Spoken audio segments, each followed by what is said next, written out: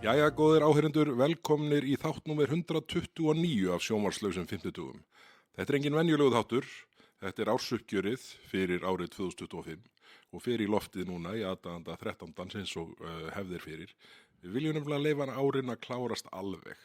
Það er búið að vera svona grátur og gnístan tannan í dag að hleypa ekki inn upp á komum og kommentum ýmissa ráðherra, sérstaklega varandi kílómetragjaldið sem á að falli eftir áramót.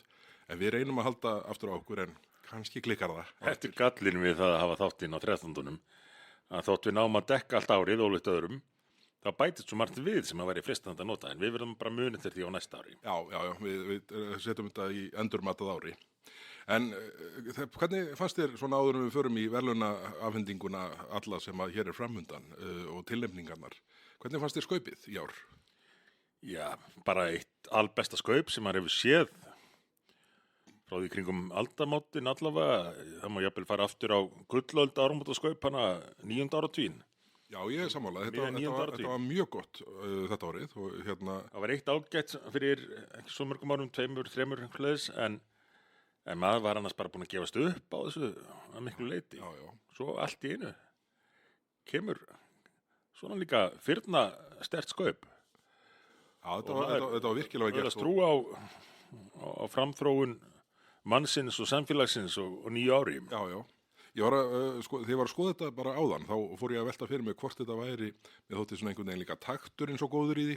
Ég er að velta fyrir mig hvort það hafi verið fleiri, hvað er þetta kallað? Sketsar er þetta væntanlega kallaðir á vondri íslensku. Já. Dagskrárliðir. Mér sýndist svona að telja upp í svona rétt 30. Þegar ég var að skoða þetta á vef Ríkisútvarpsins.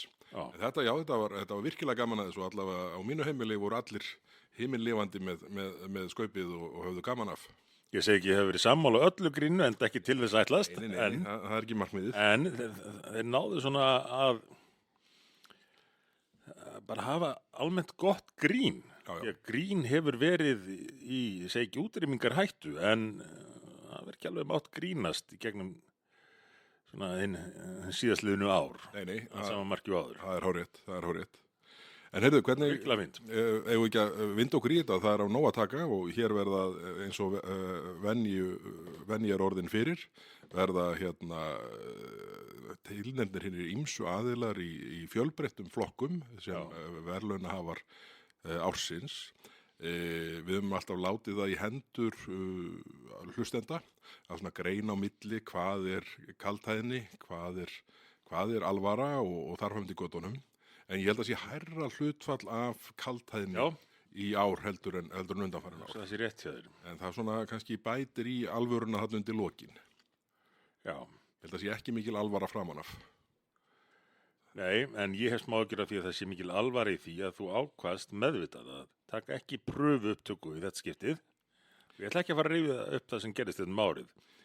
Þegar að eftir 1,5 tíma kom í ljós að ein snúran hefði ekki verið í sambandi. Já, það var ekki minn besti. Og við fórum í göngutúr til að búa okkur undir að hefja leik aftur og tókum svo 3 tíma. Ég get upplýst hlustendur að í þeim göngutúr var fullkomin þögn. En þú fullir þér að þú sést búin að læra það vel á þessa græju. Já. Að þú þurfir ekki pröfuupptökur. Nei, ég held að ég sé komin á þann stað. Þetta sé algjörlega örugt og Þetta er líka fleiri ljóskveikt en áður. En sko, ef að það klikkar, þá fæ ég bara aftur í bakið og það er bannað að kýla mann með brjóskloss. Vissulega. Og til setur gleru líka. Já, ég er með þau Ég sé þau tilsýndar á skrifborði í svona rétt við hliðina á mér. Heyrðu, fyrstu verðlaun ársins. Þetta var nú eiginlega flokkur sem kom upp bara á gamlársdag og það var ekki hægt að sleppa honum. Þannig að við byrjum hér algjörlega á endanum. Við byrjum á samstarfi ársins. Já. Þennan flokk átt þú með húð og hár.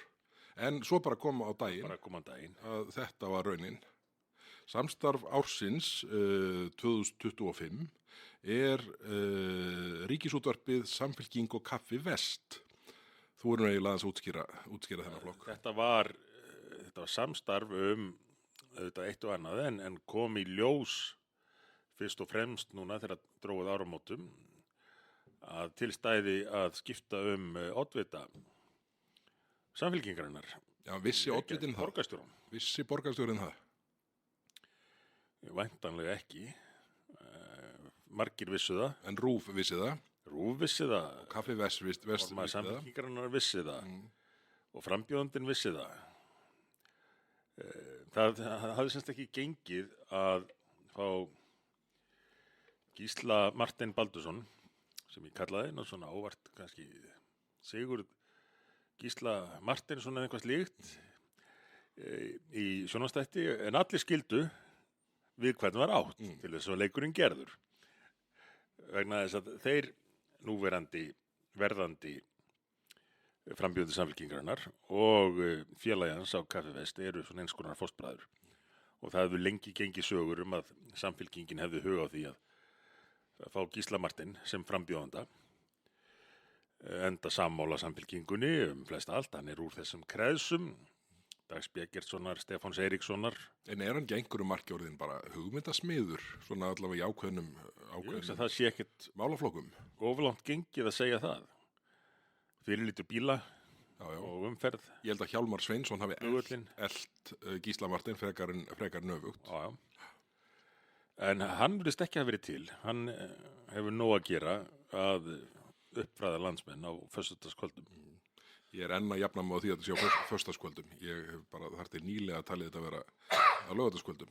Hét þetta ekki einhvern tímann laugardagskvöld með Gísla Marteini? Nei, þetta hefur heitið ýmsum nöfnum, en ég held að það aldrei verið á laugardagskvöldum. Nú, já. Látt verið að þú hefur lengi haldið því fram. Já. En mér kann að skaflast.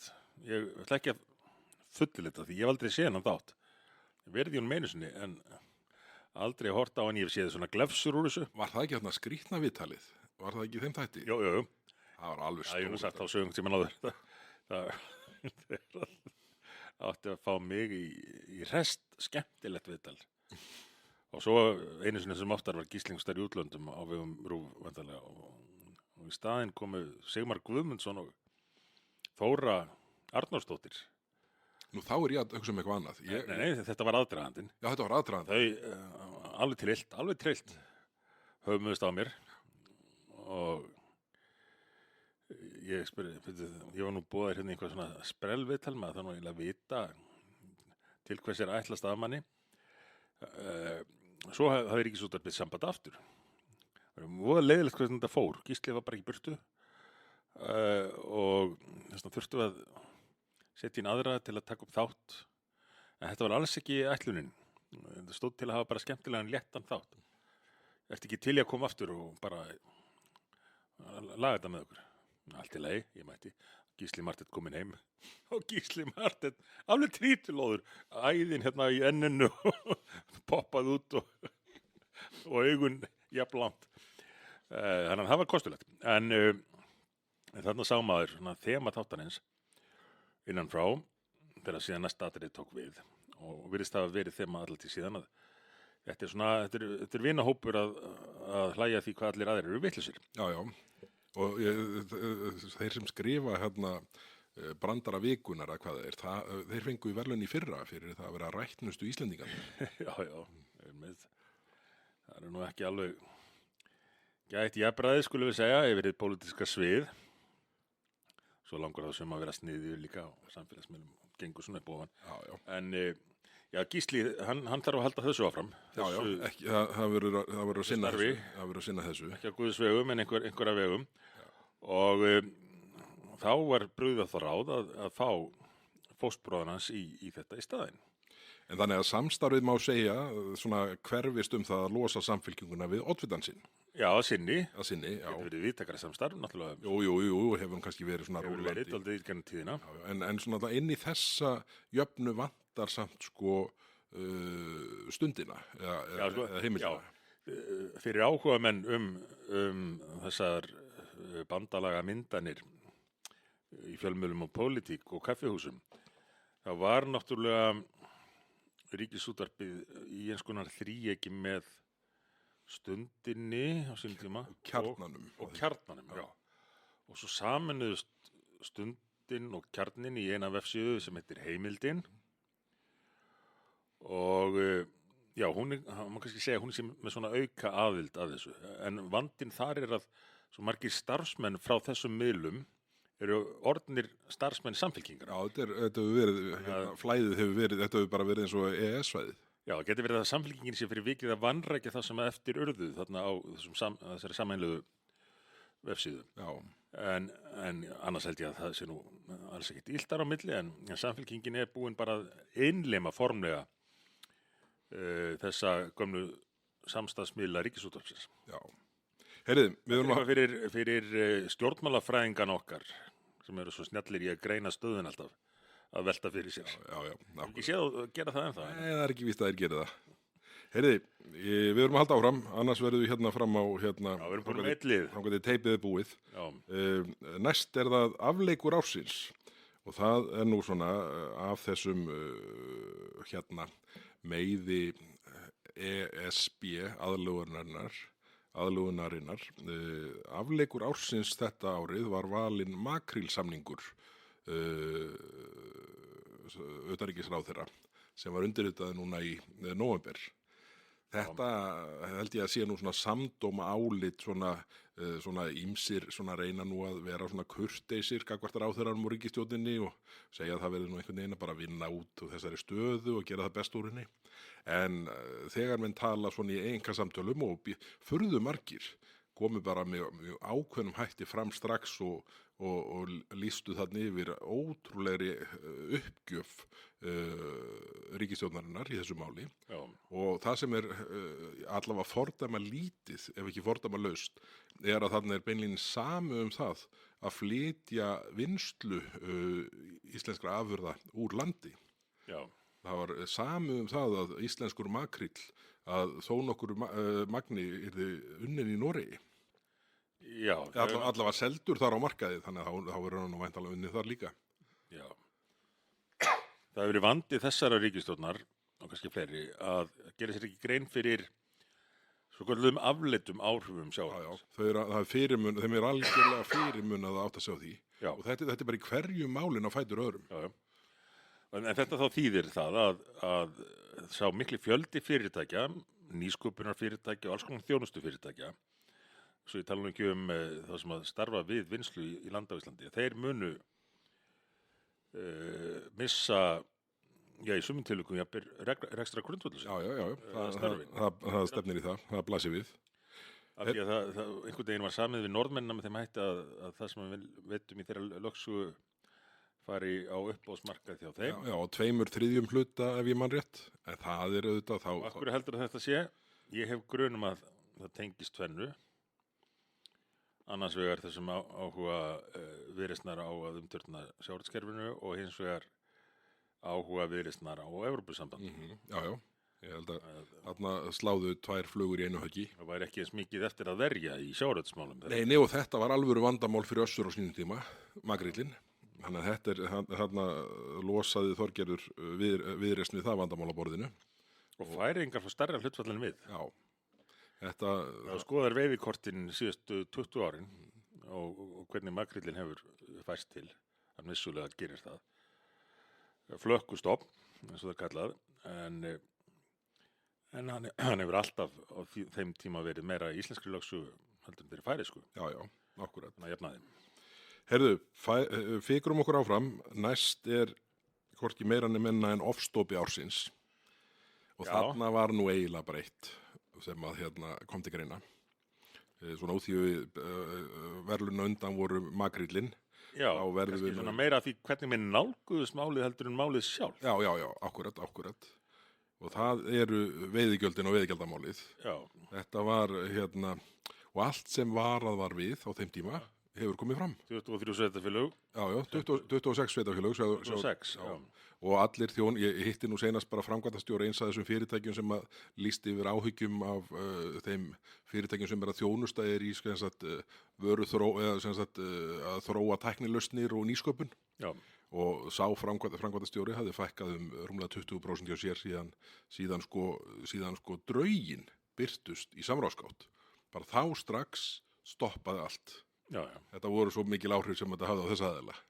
og það var sko, og sambærilegt hlutfall hafði ég heyrt frá öðrum framkvæmdastjóra og það hann að verra.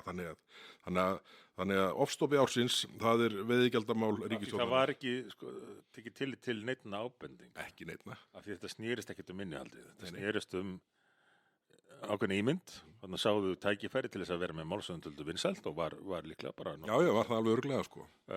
Og kynnt þannig að þetta snýrist nú í rauninni ekkert um fólki í landinu heldur að ná 5 fjölskyldum. Já.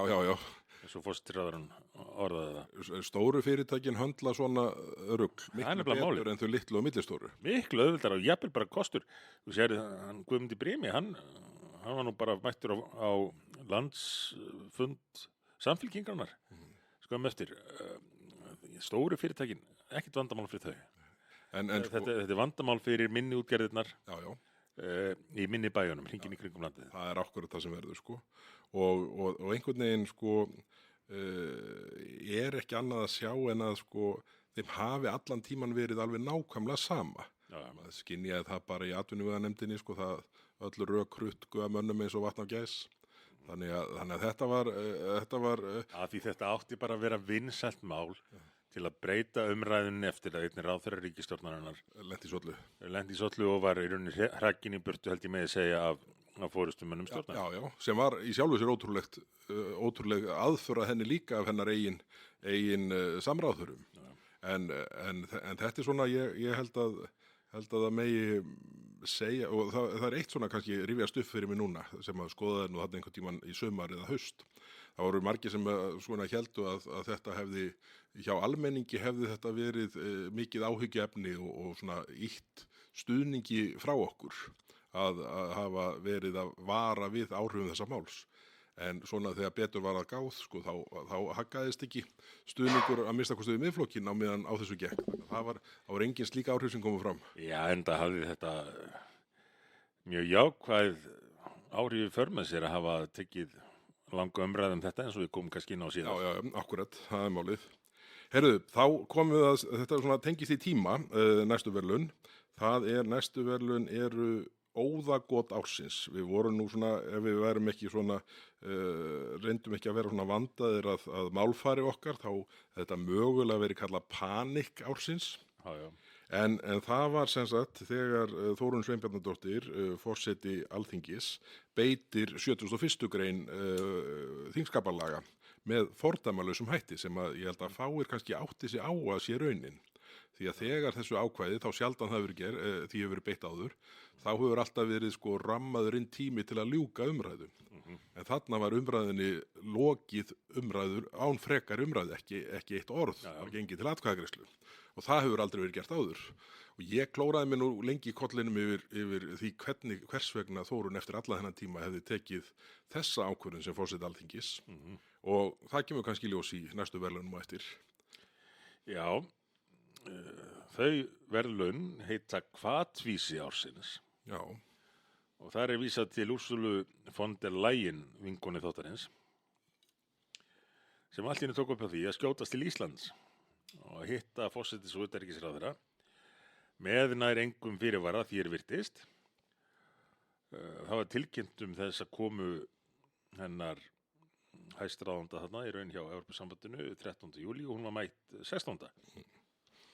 Og þarna var sem þinginu fresta 14. júlí, Já. 71. greininni beitt þarna á föstudeginum 11. Svo var þarna gagnslaus fundur á laugardeginum þegar menn mislásu aðeins stjórnarliðarnir og svo er þingi klárað þarna á mánudeginum 14. Ótækt að hafa einhver læti í þinginu á meðan Úrsula. Það var nú málið og ég held að... Minnir á síðustu heimsóknirnar þar á undan.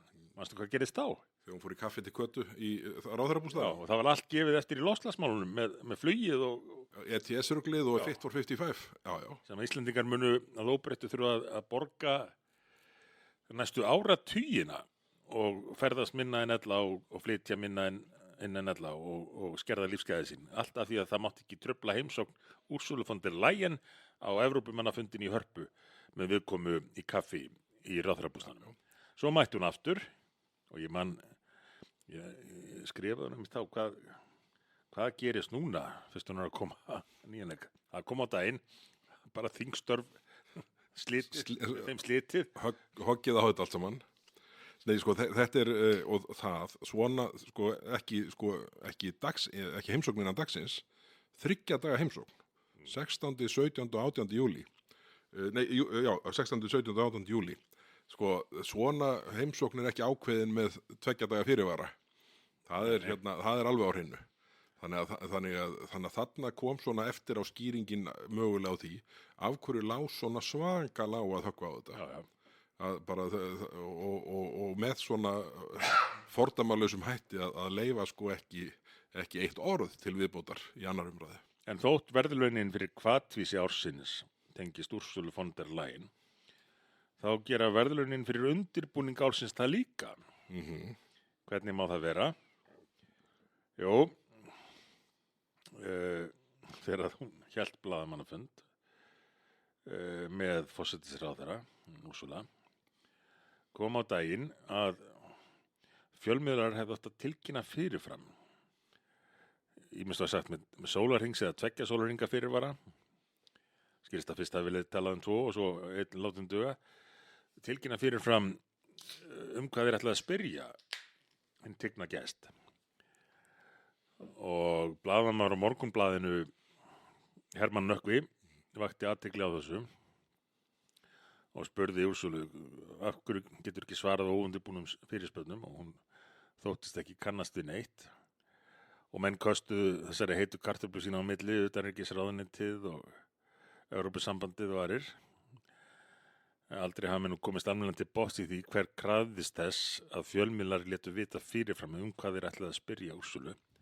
En ég tók eftir því að þetta er orðið þekkt klippa á netinu núna. Nú, já. Já, bara núna lok síðasta árs þá var þetta farið að ganga á milli manna. Upptakan af því þegar Hermann Nökkvi spurði Úrsulu getur ekki svarað á óundirbúnum spurningum. Já, vel gert hjá Hermann Nökkva. Heyrði, þá kemur Hermann Nökkvi misskilur sig aldrei en næsti flokkur er misskildasti maður ársins. Og þar kom nú eiginlega bara einn til greina. Þetta er tillaga frá hlustanda og eftir að hún kom til okkar í pósti þá var alveg augljóst að þetta er nýr flokkur í ár.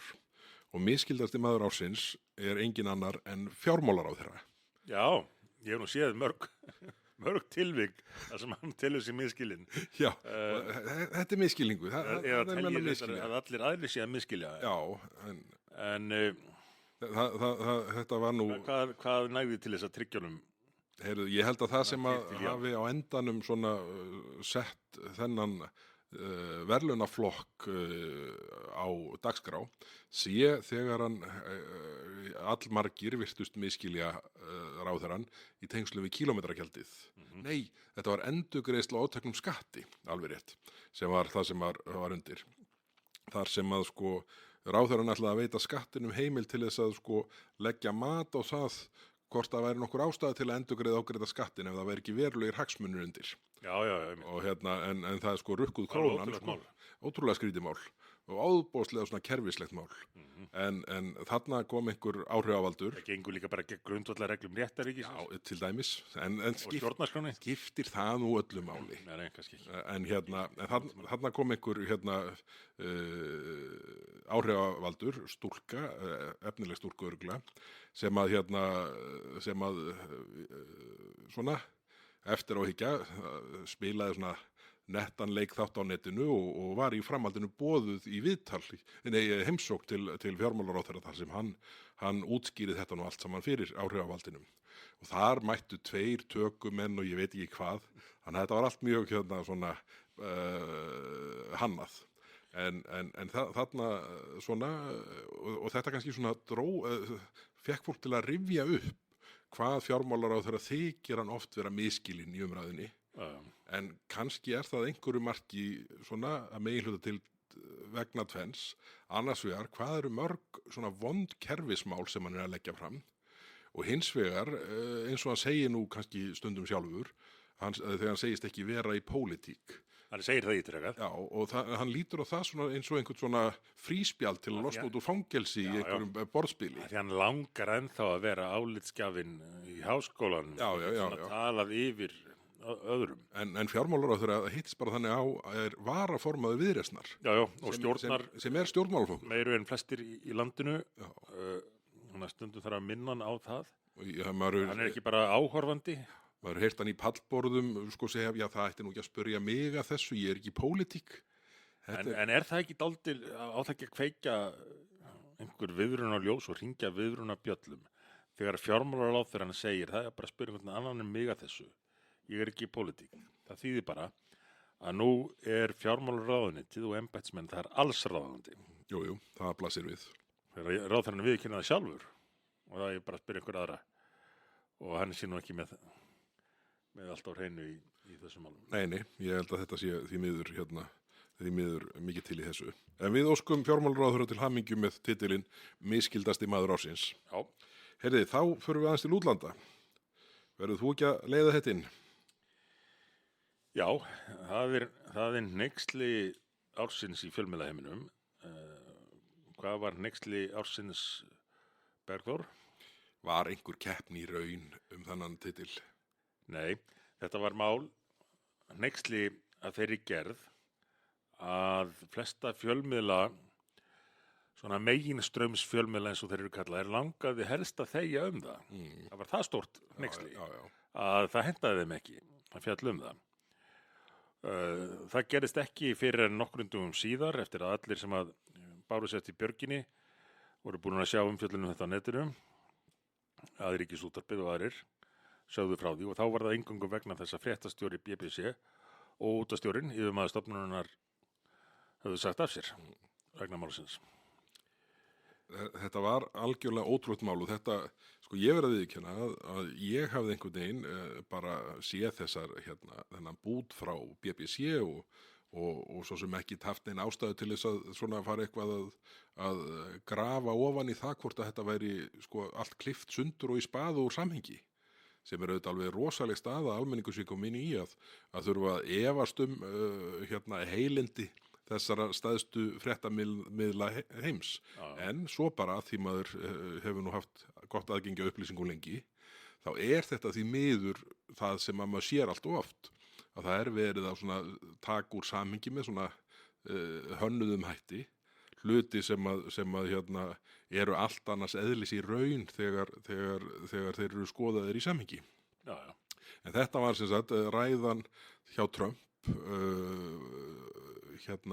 í aðdraganda þess að það verðu uppþot í þinginu í Bandaríkjunum við innsetningu Joe Biden fyrir 4 mánuðum síðan, eða núna vera 5 mánuðum síðan. Og hreinlega alveg ótrúlegt að þarna var splæst saman í eina setningu orðum sem að í ræðunni var ekki rétt klukkutíma á milli. Já. Setningabrotana sem var splæst saman. Það var látið lítið út eins og að hann hefði verið að hvetja fólk til að fara að þinghúsinu og berjast þar. Já. Þegar að menn svo skoðuðu hvað fylgdi á eftir, þá var það að hvetja menn til þess að fara og hvetja sitt fólk til dáða í þinginu og sína stillingu og eitthvað slíkt. Já, sem bara töluvert annað. En þetta náttúrulega varð alveg heilmikið mál í fréttum víða veröld á sínum tíma og leiddi til endalausra málalenginga í bandaríska þinginu, tekið fyrir gert að sérstaklega rannsókn og hvaðina. En þetta var hins vegar ekki eina málið sem að kom upp á hvað varðaði tilraunir BBC til þess að stýra umræðu eða búa til fréttir. Þetta birtist í innanhússkýrslu BBC sem að var skrifuð til þess að reyna að greina hvað upp á vantaði í sannsögli eða sanngirni í fréttaumfjöllun og varðaði fjölmörg mál. Varðaði bandarísk stjórnmál, bresk stjórnmál, Evrópusambandi sérstaklega og samband Bretlands við Evrópusambandið, mjög ESB-sinnað, BBC, búið að vera, varðaði átökin á Gaza. Það var nú alveg kostulegt reyndar á RÚV og fleiri fjölmiðlum held ég. Þar var því haldið fram að í þessum skjölum hefði BBC verið sakað að draga taum Ísraels óhóflega. Já, það var það eina sem þið ráku augun í. Það var þetta alveg þér öfugt ef þú last raunverulega hvað kom hana fram. Eins og hver sem hafði fylgst með fréttaumfjölluninni gat gefið sér.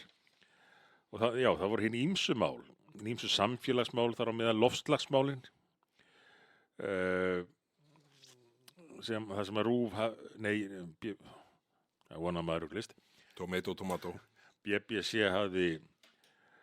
hafði leitast við að þagga niður ákveðnar staðreyndir og halda fram öðrum fullyrðingum eða hreinlega búa til atburðarás.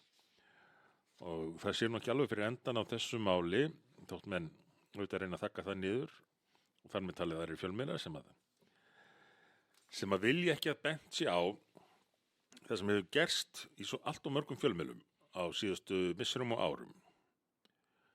Menn virðast hafa farið að upplifa sig í því hlutverki að hafa vit fyrir fólki. Leiða þá inn á ákveðna braut, það fólkið.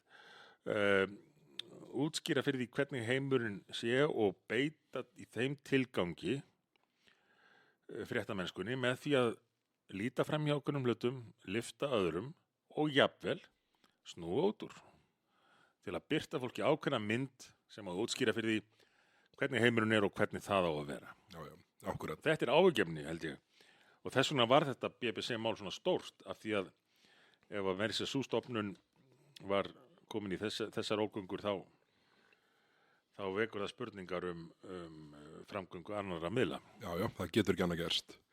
Þeirrið, þá er það næst, þessu tengt, nátengt, það titillinn Fræðimaður ársins hér heima. Og þetta kom nú upp í rauninni bara núna undir lok árs. Heyrðurðu viðtalið það sem Eiríkur Bergmann, stjórnmálafræðiprófessor, bar blak af þessum vinnubröðum BBC? Já, ég sá bútur þess allavega á netinu. Þetta var alveg, mann bara sett í hljóðan. Og og Eiríkur fær nú ábyggilega tækifæri til að útskýra hvað hann gekk til með þessu, sem allra fyrst vona ég verði. Því að ég bara meiris að þáttastjórnandinn var hissa að hann bæri blak af þessum vinnubröðum. Ekki hvað þá leiða, menn þyrfti nú alltaf að klippa til og... Jú, það væri alltaf verið að klippa eitthvað og mér minnir að þáttastjórnar hefði sagt, en býtu var ekki svona klukkutíma á milli, þess að hann sagði það fyrra og það seinna. Jú, en hann sagði það. Bara í allt öðru samhengi. Já. Þannig að Eiríkur, ef þú hlustar á þetta þá hvetjum við til þess að til að svona stilla þetta af. Þetta var ekki nógu góðu tónn. En við skulum halda áfram. Fræðimaður ársins Eiríkur Bergmann, stjórnmálafræðiprófessor og hinn aðal álitsgjafi við Ríkisútvarpsins, Ólafur Þ. Harðarson, mætir hann ennþá. Ólafur Þ. Harðarson er ekki lengur bara álitsgjafi. Nú á hann að móta stefnu fyrir ríkisstjórnina alveg rétt. Hversu marga þingmenn kjördæmi megi hafa og svo framvegis. Já. Það var nokkuð sem hann hefur tjáð sig tölvert. Áður. Enga áhugamál og hobby, sko.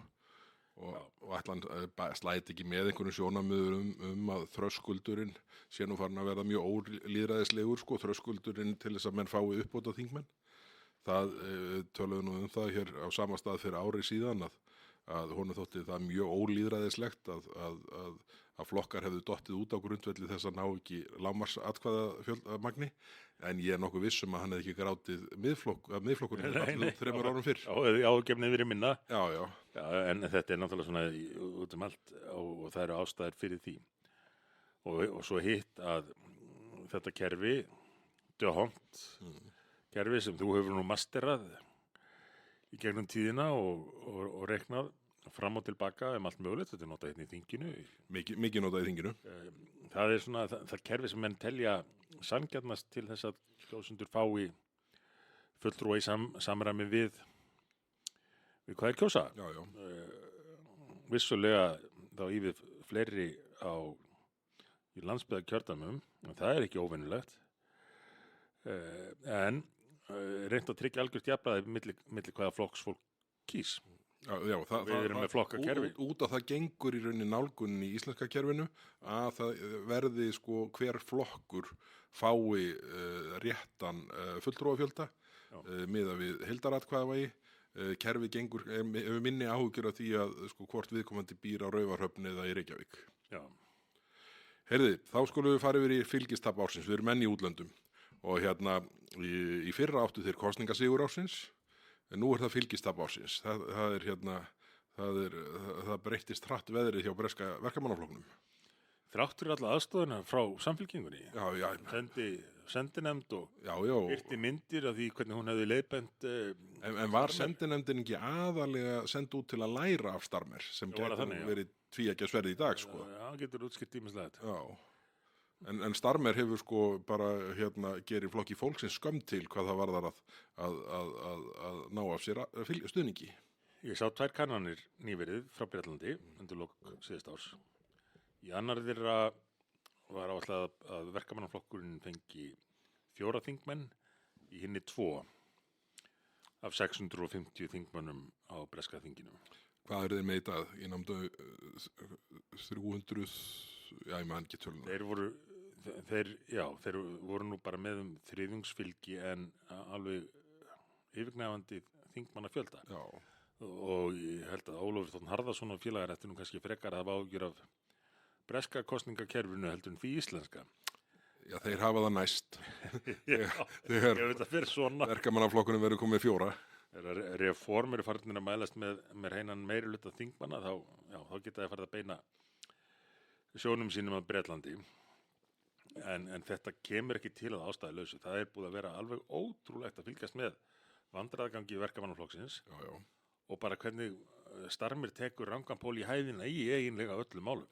Ég hitti breskan þingmann á ferðalagi sem var á síðasta haust og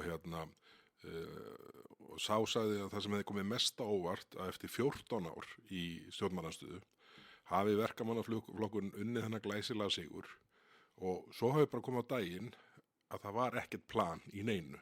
Já. Og það er það sem er dálítið að koma í ljós hjá Kristrúnu Frostadóttur núna. Það er voða mikið talað plön, en svo er minna þau þegar áreinir. Það er nákvæmlega það sama. Og þegar almenningur áttar sig á þessu, þá flýtur stuðningurinn fljótt í burtu. Og hvert ætli þessi síðustu 10% hjá samfylkingunni fljóti fyrst? Ætli þessi ekki Framsókn og Sjálfstæði sem njóta mest að því? Jú, það eru svona sömu slóðum. Þannig að En sástu nýjasta vandamál Keir Starmer af mörgum komum upp eftir þessa kannanir sem ég nefndi á hann. Þeir eru búin að ná að frelsa og flytja til Bretlands egypskan mann sem hafði fengið breskan ríkisborgararétt. En hafði verið hald í Egyptalandi, heimalandi sínu, af því að þar höfðu menn ágjur af því að þetta væri líklegur hryðjuverkamaður, hættulegu maður. Náðu honum til Bretlands og Starmer lýsti því yfir á samfélagsmiðlum að þetta hefði verið forgangsatriði ríkisstjórnarinnar frá því hún tók við að frelsa þennan mann. Svo fórum við að spá hvaða maður er þetta, skoða hvað hann hefði skrifað á staði fyrir. Já, hafði nú verið kallað töluvert eftir því að það væri mikilvægt að drepa sem flest hvítt fólk og gyðinga og annað eftir því. Og Starmer núna yfir áramótin í stökustu vandræði með þetta og segist ekki alltaf biðast afsökunar því að hann hefði ekkert vita af þessu. Engu að síður, þá sagði hann að það hefði verið forgangsatriði í ríkisstjórnarinnar að ná í þennan mann. Þetta er svona sýndameska sem að býtum menn svo í raskatið. Já, og það er orðið þannig að vafasamir menn eru farnir að flýja frá Miðausturlöndum til Vesturlanda af því að þar eru taldir hættulegir og þátttakendur í hryðjuverkasamtökum jafnvel.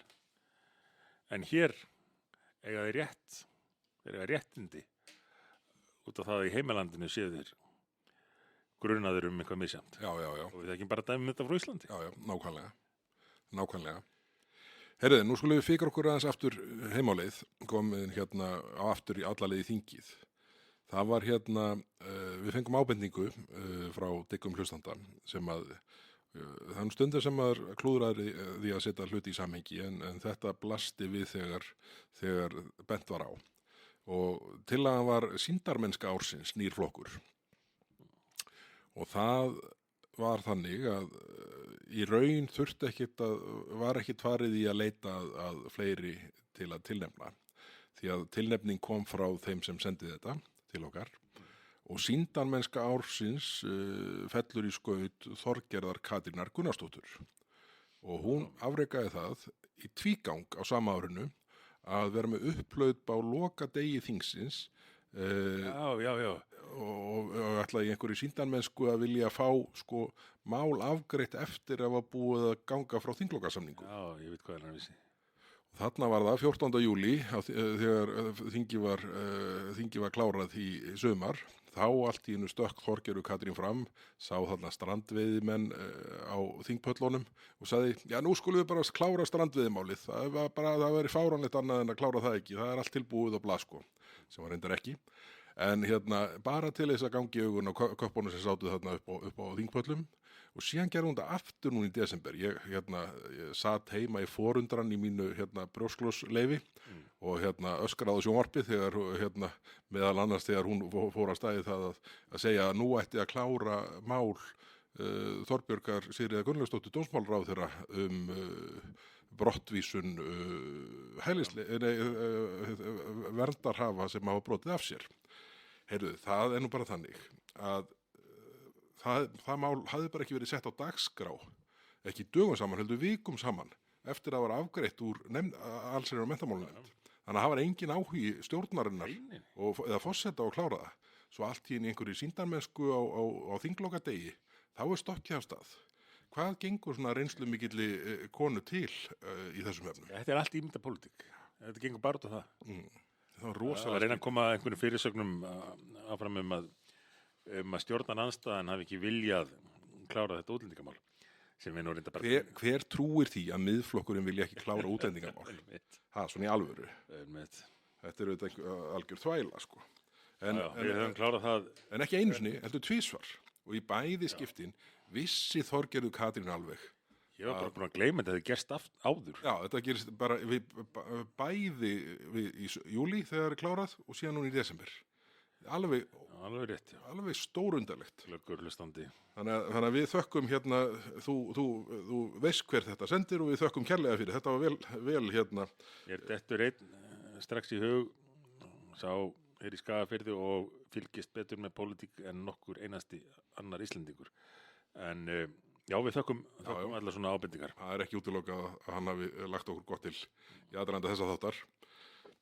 Heyrðu, þá það næst hreinskilni ársins, þetta við erum áfram í Viðreisn og þessi flokkur líka nýr, held ég í muni rétt, en þarna það ungir Viðreisnamenn, ungir Viðreisna, ætli þeir heita ekki ungt Viðreisna fólk, það ekki svona rétta leiðin til að segja þetta? Já, en það að komast fram hjá þessum með því að kalla sig uppreisn. Já, það uppreisn alveg rétt, já. En það þau eiga hreinskilni ársins og það sem sagt, þau kalla samfylkinguna skattfylkinguna. Já. En það sem þeir sem áttu að sjá samhengi hlutana hlægju þetta í þessu samhengi. Að fjármálaráðherrann ekki stjórnmálamaður en hann varaformaður Viðreisnar. Já, þannig að þetta var svona, við getum kallað þetta sjálfsmark en og það væri nú sennilega ekki ósanngjarnt mat.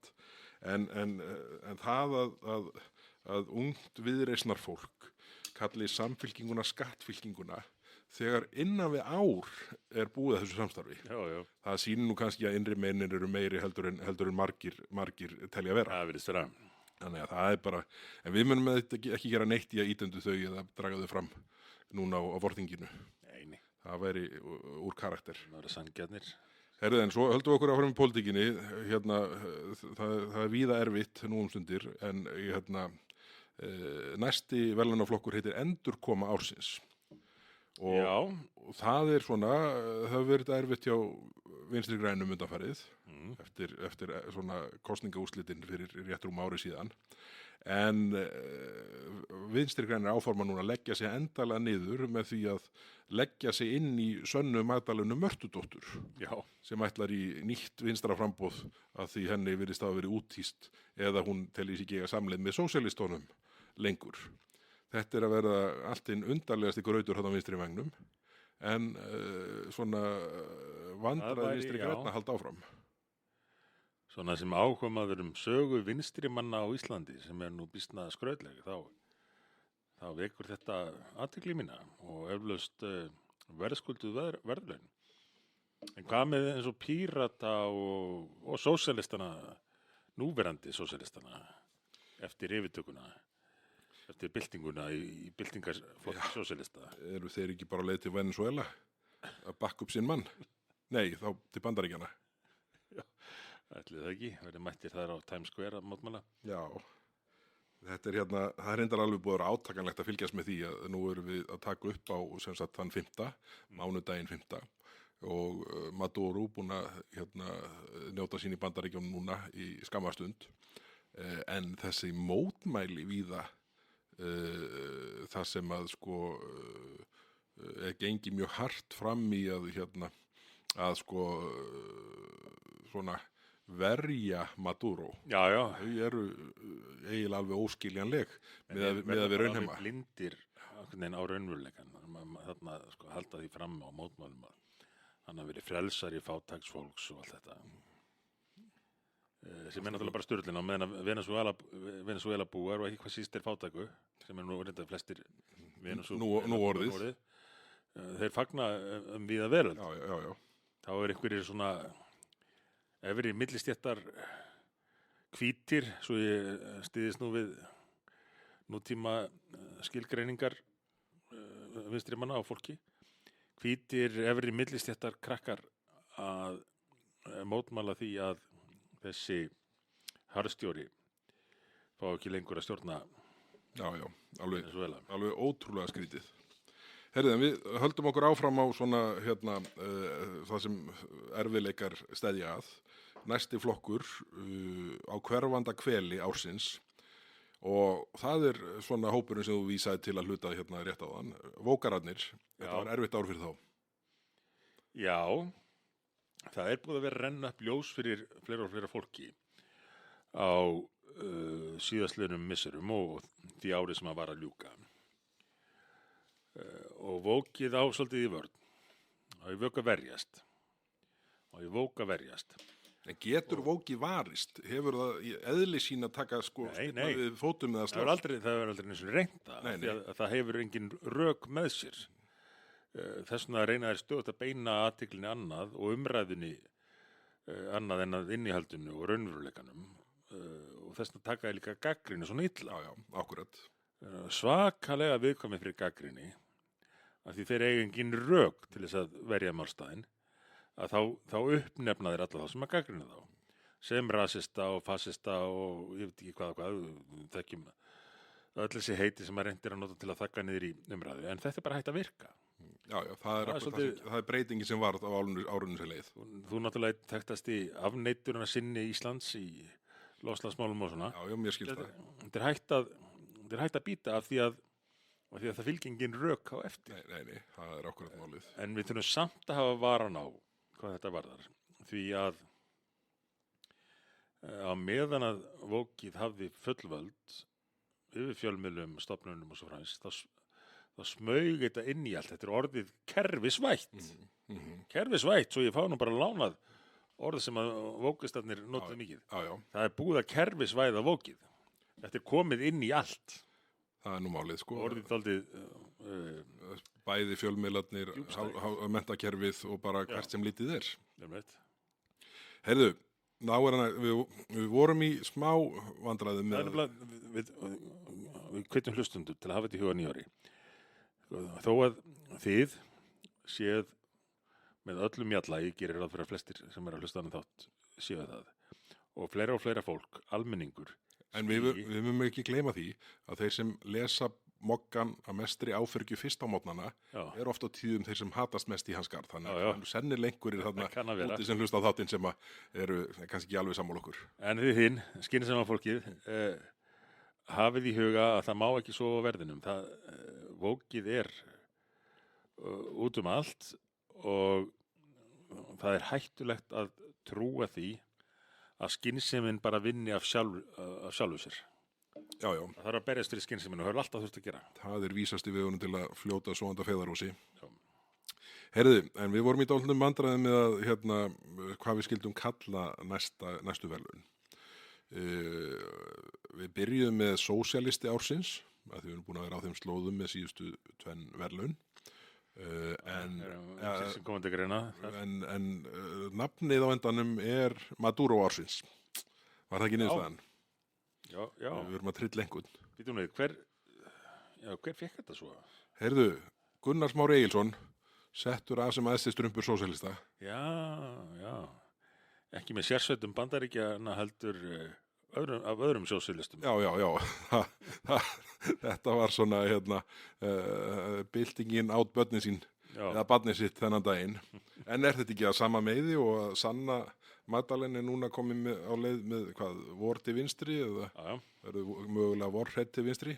Þetta er svo áhugavert að stúdera þetta, vinstrimannin.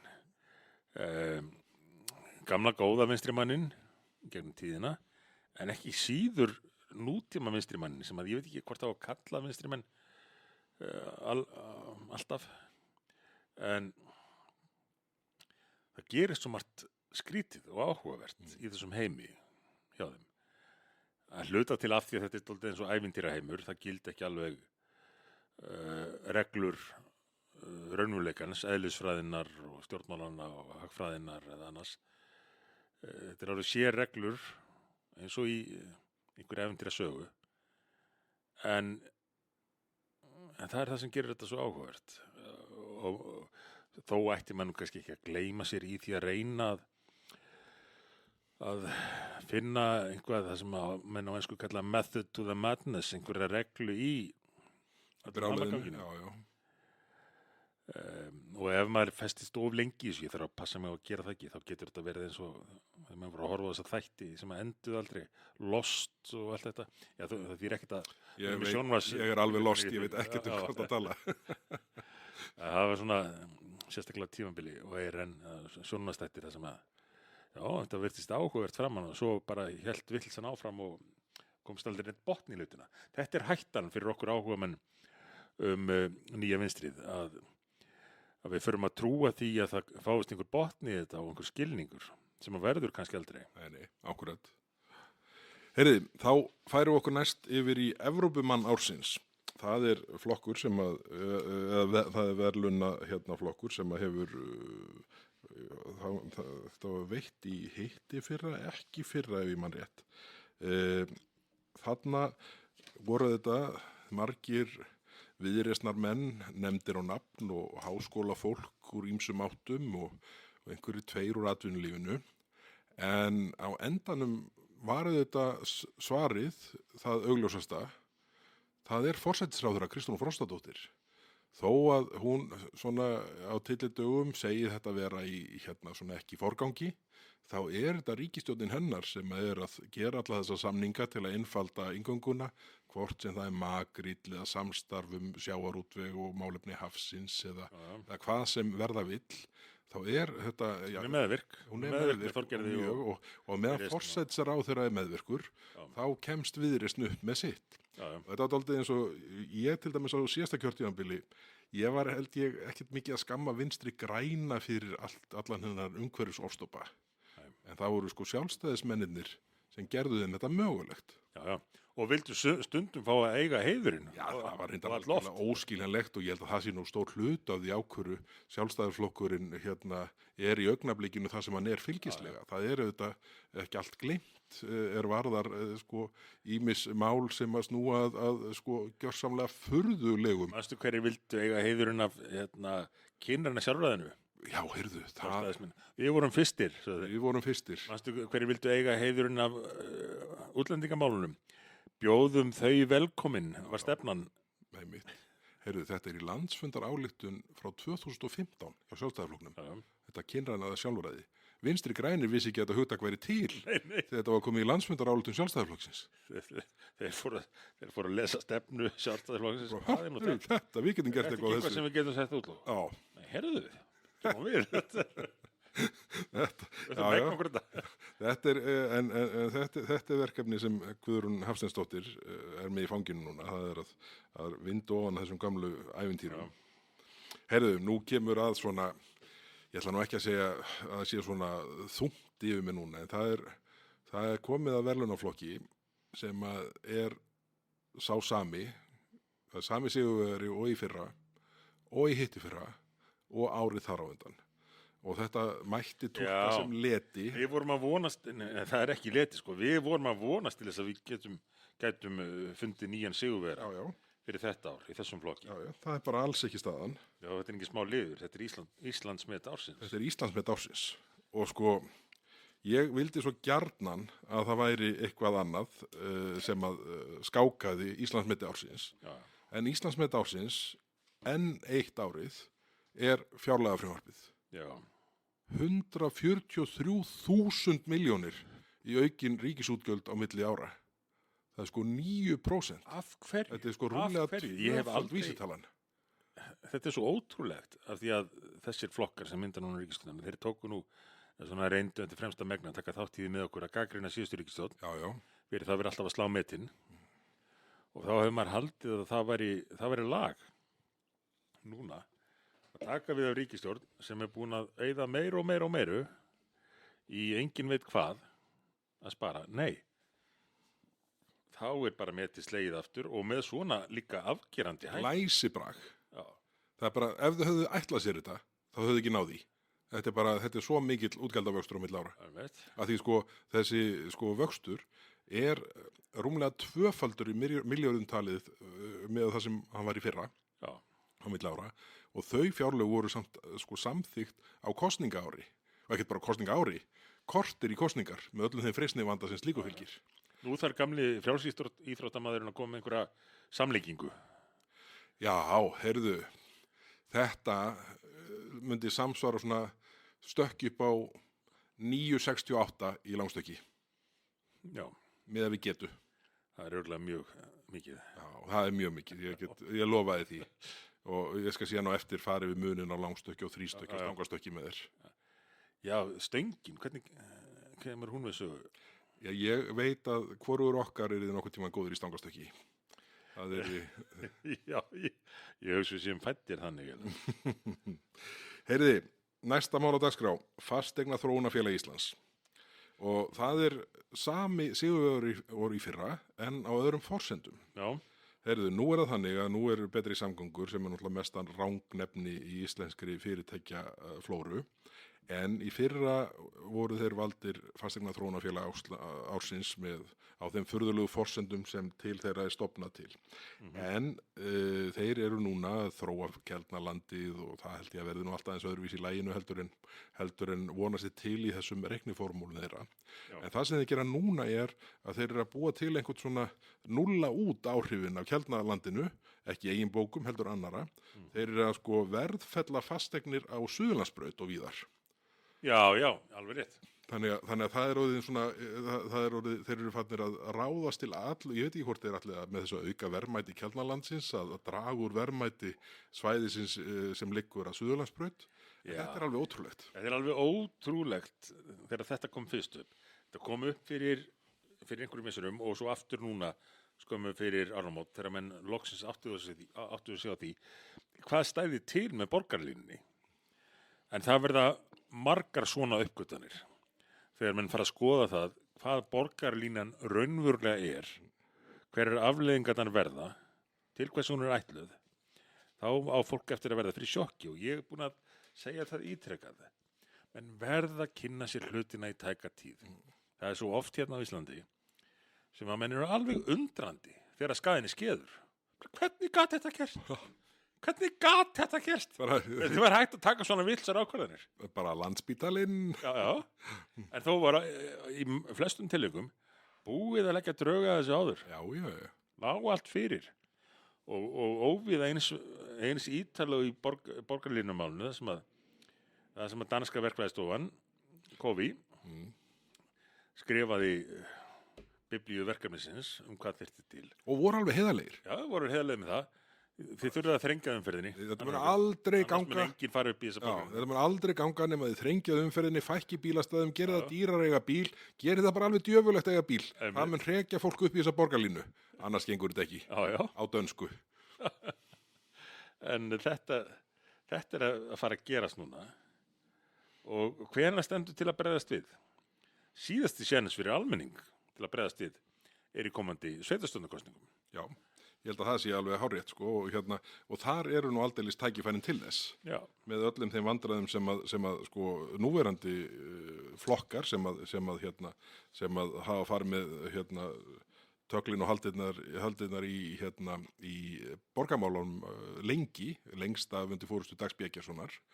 Þessu liði þarf að sópa út. Ég held að sé ekkert annað í stöðinni. Og þá færum við okkur í næsta flokk, sniðganga ársins. Það var eiginlega enginn sem kom til greina þarna nema Stefán Eiríksson, Ríkisútvarpið í tengslu við Eurovision. Já, þarna voru samanlega einn lið sniðganga ársins og röggsemi ársins af því að það var sama svarið í þeim báðum. En það lítur að þessum ótrúlega vandræðagangi útvarpsstjórans og RÚV með Eurovision.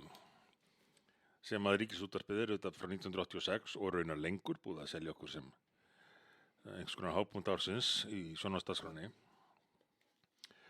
Og svo vegna átakana fyrir botni Miðjarðarhafs, einu sinni sem oftar því miður, þá Ríkisútvarpið búið að vera í mestu vandræðum með hvort að Ísland, RÚV, eigi að taka þátt í Eurovision eða ekki. Það var reynt að henda þessu yfir á keppandan síðast, það var nú illa gert. Það var illa gert. Heru Björk. Já, það var óþverraskap. Láta hana það ákveða þetta. Já, það var ekki gott. Nú systir hennar hætta hjá Viðreisn, þessast í borginni. Já, alveg. Breytingar þar. Já. Pétur Martinsson geti farið þar fram ef verður undir gagnvart heiðu borgarstjóra. Já, það er margt í mörgu, ég meint. Það er nú nefnið það. Ekki útilokað það. Já, það er stutt þarna á milli. En já, það sem hefur gengið á því í þessu, og þetta voru orðnar svo þreytandi fréttir, af því að það lýstu allar einhverjum tómum vandræðagangi og svo mættu einhverju 6 trilltir fyrir utan útvarpshúsið og þá setti það allt í uppnám. Já, hann voru það 6 sko, að því ég tel mig vita að það hafi líka verið svona, hvað er þetta að kalla, svona flugumenn, bara til að fylgjast með hvernig þetta gekk fyrir sig. Þannig að ég held að sko mótmælendur hafi ekki átt alla hausana sem voru þarna. Það verið færri. Já, ég held að þetta hafi eitthvað núlast út þarna. Já. En þetta, hvort sem þeim voru 3 eða 4 eða 5, það dugði til að aftur að setja útvarpsstjórann í uppnám og formann útvarpsráðs, eða hvað þetta heitir núna, stjórnar Ríkisútvarpsins. Hann var í miklu uppnámi á einhverju viðtali sem ég sá þetta. Já. En það er semst þannig að það er hlutverk Íslands, Ríkisútvarpsins sérstaklega að hlutast til það hvernig hlutnir ganga fyrir sig í heiminum. Það er best gert í gegnum Eurovision. En það var ekki fyrir en eftir að búið að koma á friðarsamningum og vopnahléi og þetta æðsta ráð Eurovision var búið að taka afstöðu. Klerkastjórnin. Já. Og búin að komast að niðurstöðumálið, þá komu 5 menningamótmælin og þá sagði Stefán Eiríksson loksins hingað ekki lengra. Nú læt ég framkvæmdaráðið taka ákvörðun svo stjórnin þurfi ekki að taka hana. Þannig að Ísland tekur ekki þátt þarna. Ísrael tekur þátt. Ísland ekki. Er það ekki einhvað bogið við þá niðurstöðu? Manni finnst það nú einhvern veginn. Já. En þetta er gott fólk. Það ekki verið betra að senda bara einhver almennilegt lag og vinna þá Ísrael? Já. Vera fyrir ofan þá. Þú laði nú til í kryddsíldinni að Inga Sælandir í send. Já, ég held að það hefði verið lausn á þessu. Ég var reyndar búin að leggja til líka eftir að Björk Guðmundsdóttir, vinkona þáttanins, fór að blanda sér í málið, að hún yrði send. Já. Og héldi endalausa blaðamannafundi með Gretu Thunberg, vinkonu sinni. Þetta gæti nú svona þær tvær með Ingu, Já. það er nú sennilega almannavarna ástand. Er þetta ekki Austurríki núna? Það er að ég reyndi að hugsa þetta lengra, þá sá ég fyrir mér eftir þetta. Það eru konið friðargæslu liða til Austurríkis. Já, og Evrópusambandi myndi senda skeyti til Íslands. Ok, láta okkur í friði núna næstu árin. Við skulum ekki reyna að plata ykkur inn Já. og bara, við skulum halda áfram að segja það sem rétt er að það er engar varanlega nundaþágur, en bara ekki senda fleiri svona sendingar. Herði, raunheimarof ársins. Þetta er nýr flokkur, þetta er nýverlun í þessari samantekt og það var bara eitt sem kom til greina. Það var ríkisstjórnin. Þetta er einhvern veginn bara, hjá ríkisstjórnin er alltaf allt í toppstandi, en svo bara blasir raunveruleikin við öllum hinnum. Þetta er svona nýju fötin keisarast birtast þarna í alveg nýri mynd. Og einhvern veginn, sko, þetta er svo skrítið, þarna er þetta er klárt, vel mentað, vel meinandi fólk þarna innandyra, en það er einhver svona sjálfsblekking, að ég hef á tilfenginu að þau trúi þessu.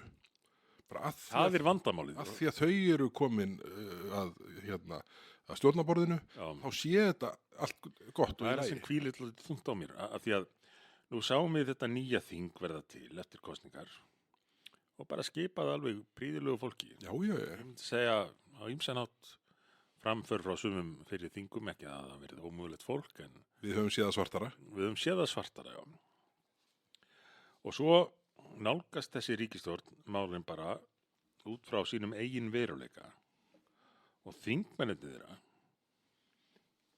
virðast bara elta. Já.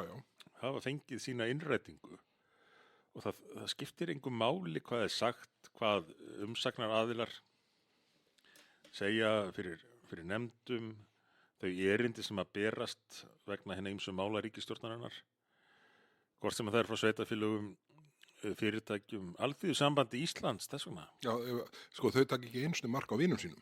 Nei. Og nánustu ráðgjöfum, þetta er alveg óskiljanlegt. Hvað heitir svona intervention á íslensku? Er ekki hægt?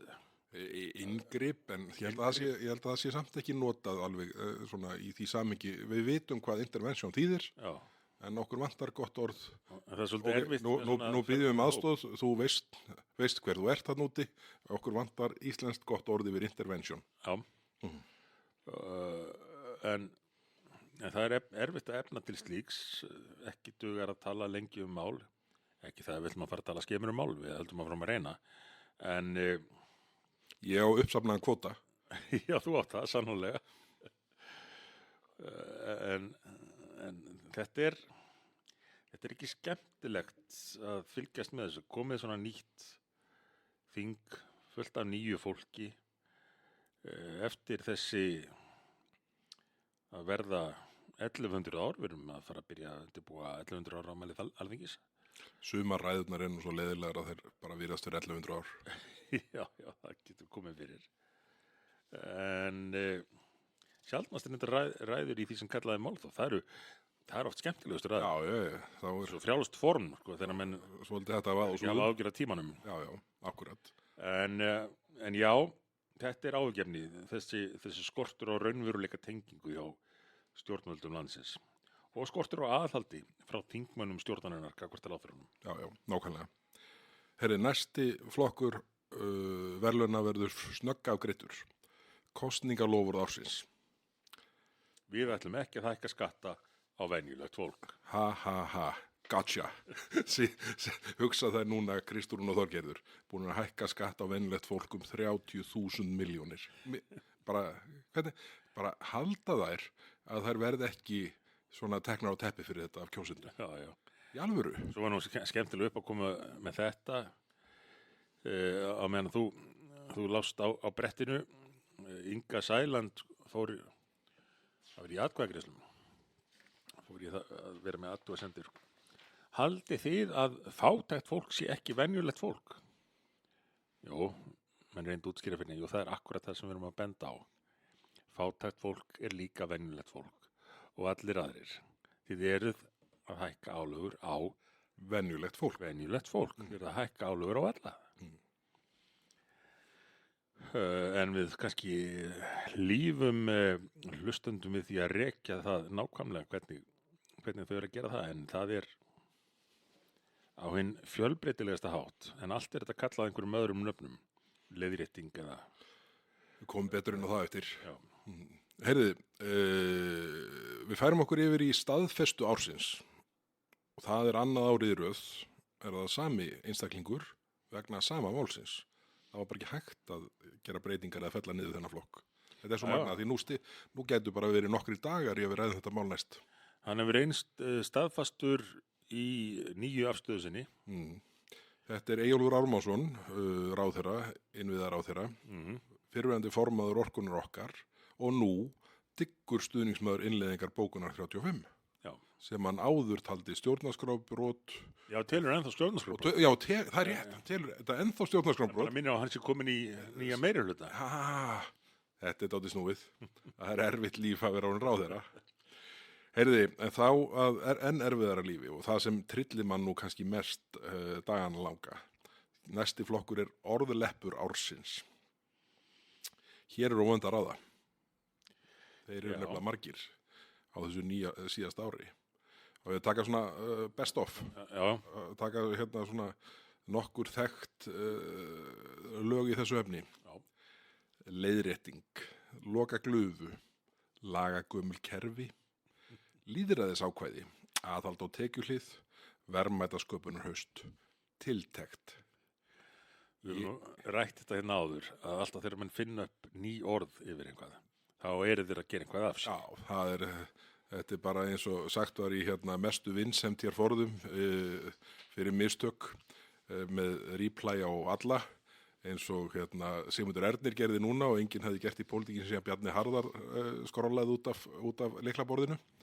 En hérna þá var sagt Steingrími og Sigfússon þegar hann byrjar póstu og segja eitthvað sagt í mestu vinsemd, þá ætlar hann sér eitthvað. Já, já. Heyrðu, en orðleppur ársins, ég er í mestu vandræði með þetta. Já, Og það var ekki nú getum við sagt hlustendum að það var ekki komið niðurstaða.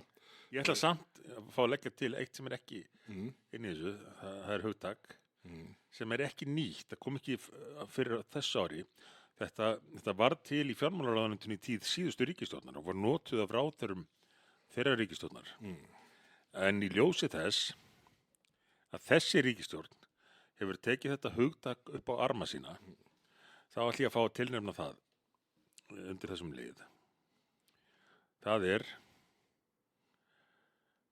aðhald á tekjuhliðinni. Aðhald á tekjuhlið, það er hérna. Er það hana? Það er hérna, á eftir lýðræðisákvæði, aðhald á tekjuhlið. Já, það er hana, auðvitað. Heyrðu, Uh, þetta er niðurstaðan. aðhald á tekjuhlið, hvað þýðir það?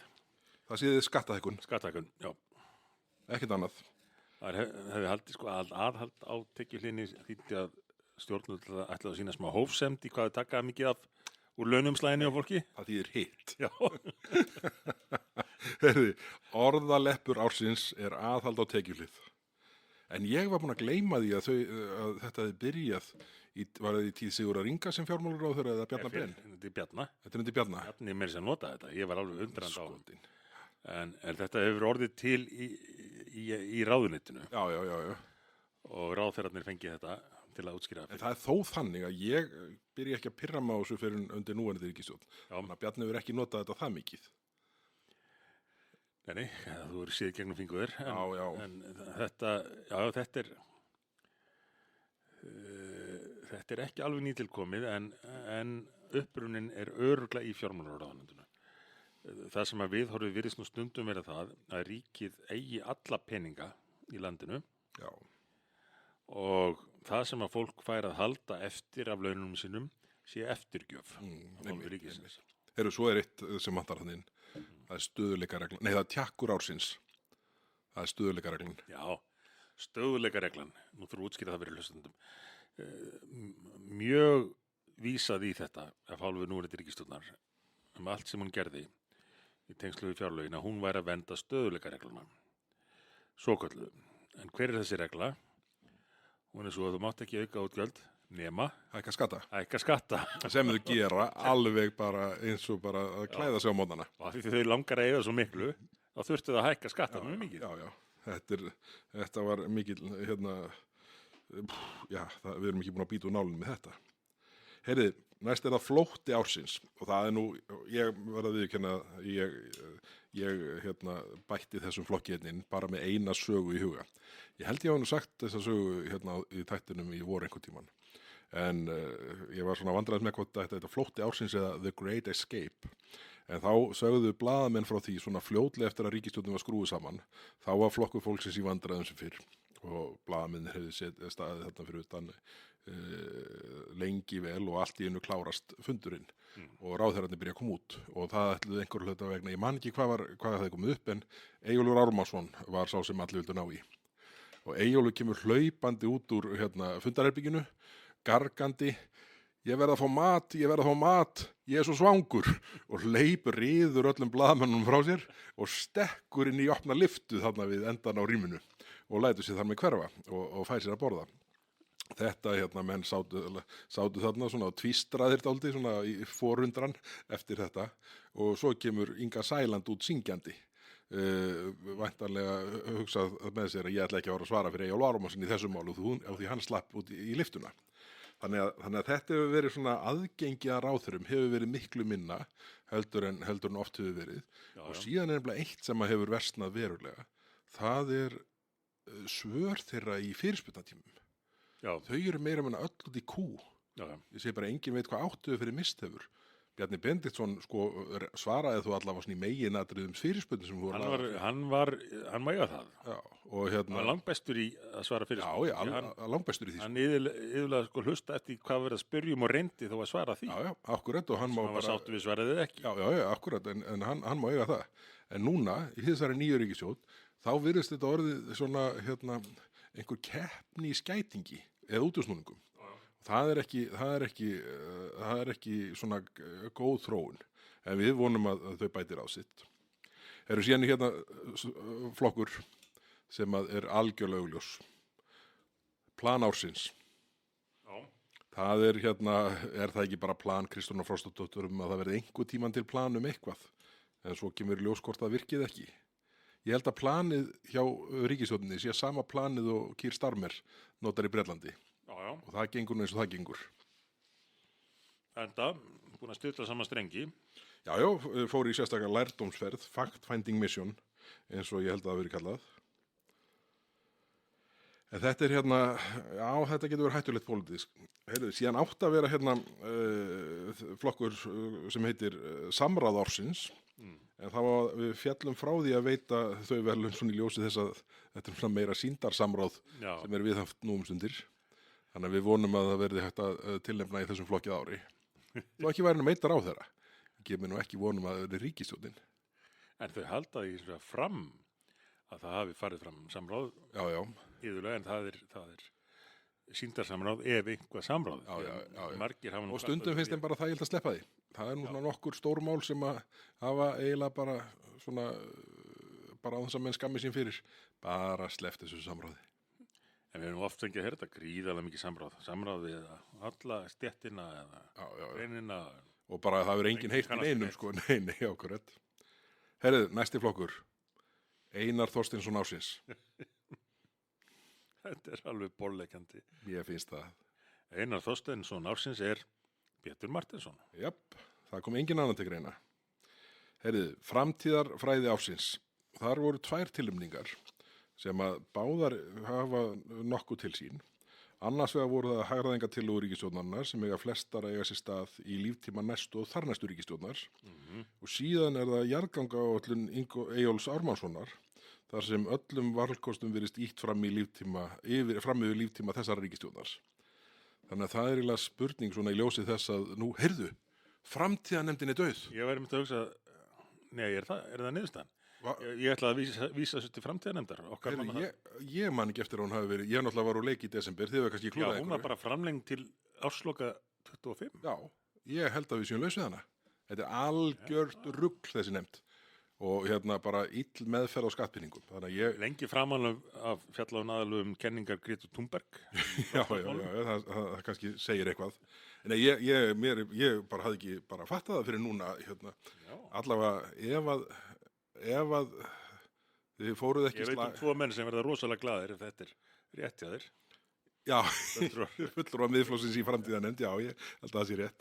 Herru, það er svona, nú er ég alveg venjufrumu glaður. Ég bara kveikti ekki á þessu þarna undir í lokin í desember að þetta væri staðan. Ég óttaðist alltaf að kæmi einhver svona framlenging á þessu í svona einhverju dulargerfi. Það væri eftir öðru, en já, ég minnist þess ekki að það verið tekið á þessu. Það verið þó að vera endurstofnun, það er Já, erfiðara við það, já. Sett á laginnar framtíðanefndina síðari.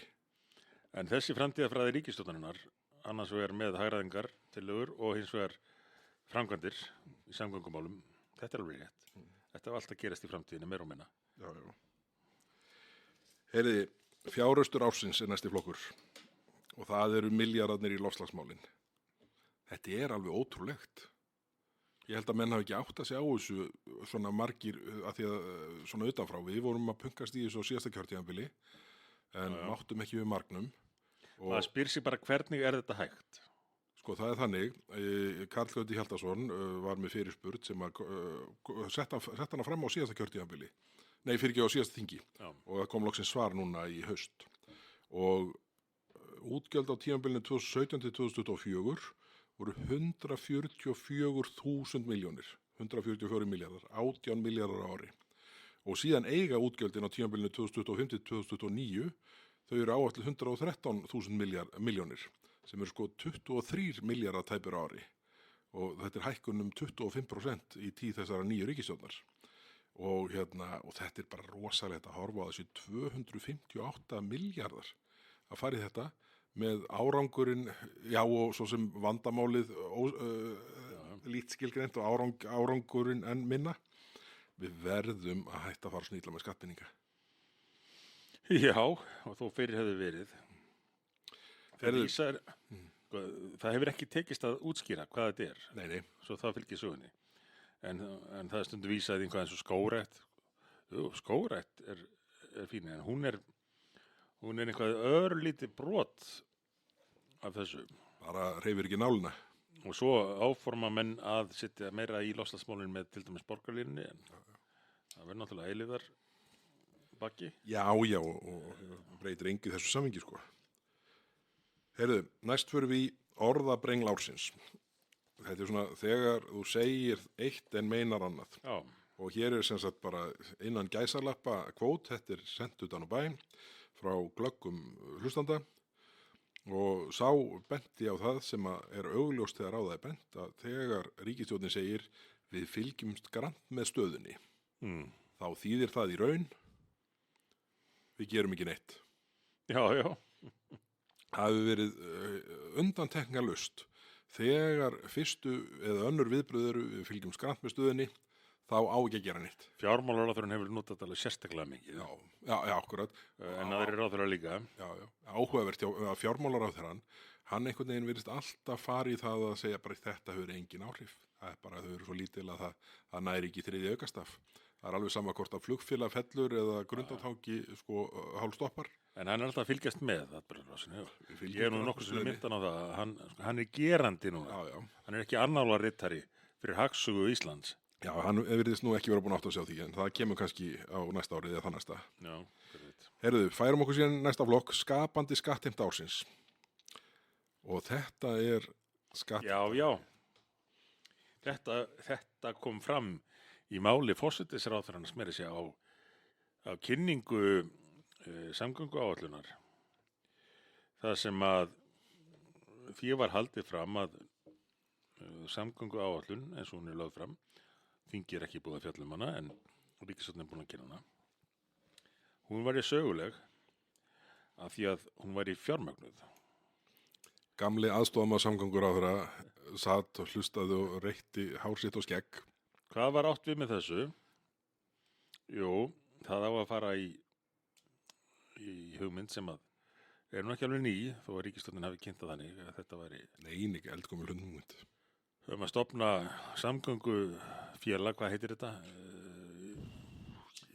Eitthvað með nafn á þetta? Ég man ekki hvort það var búið að finna nafn á þetta. Eitthvað félag til að halda utan um þetta og forsætisráðherrann má eiga það.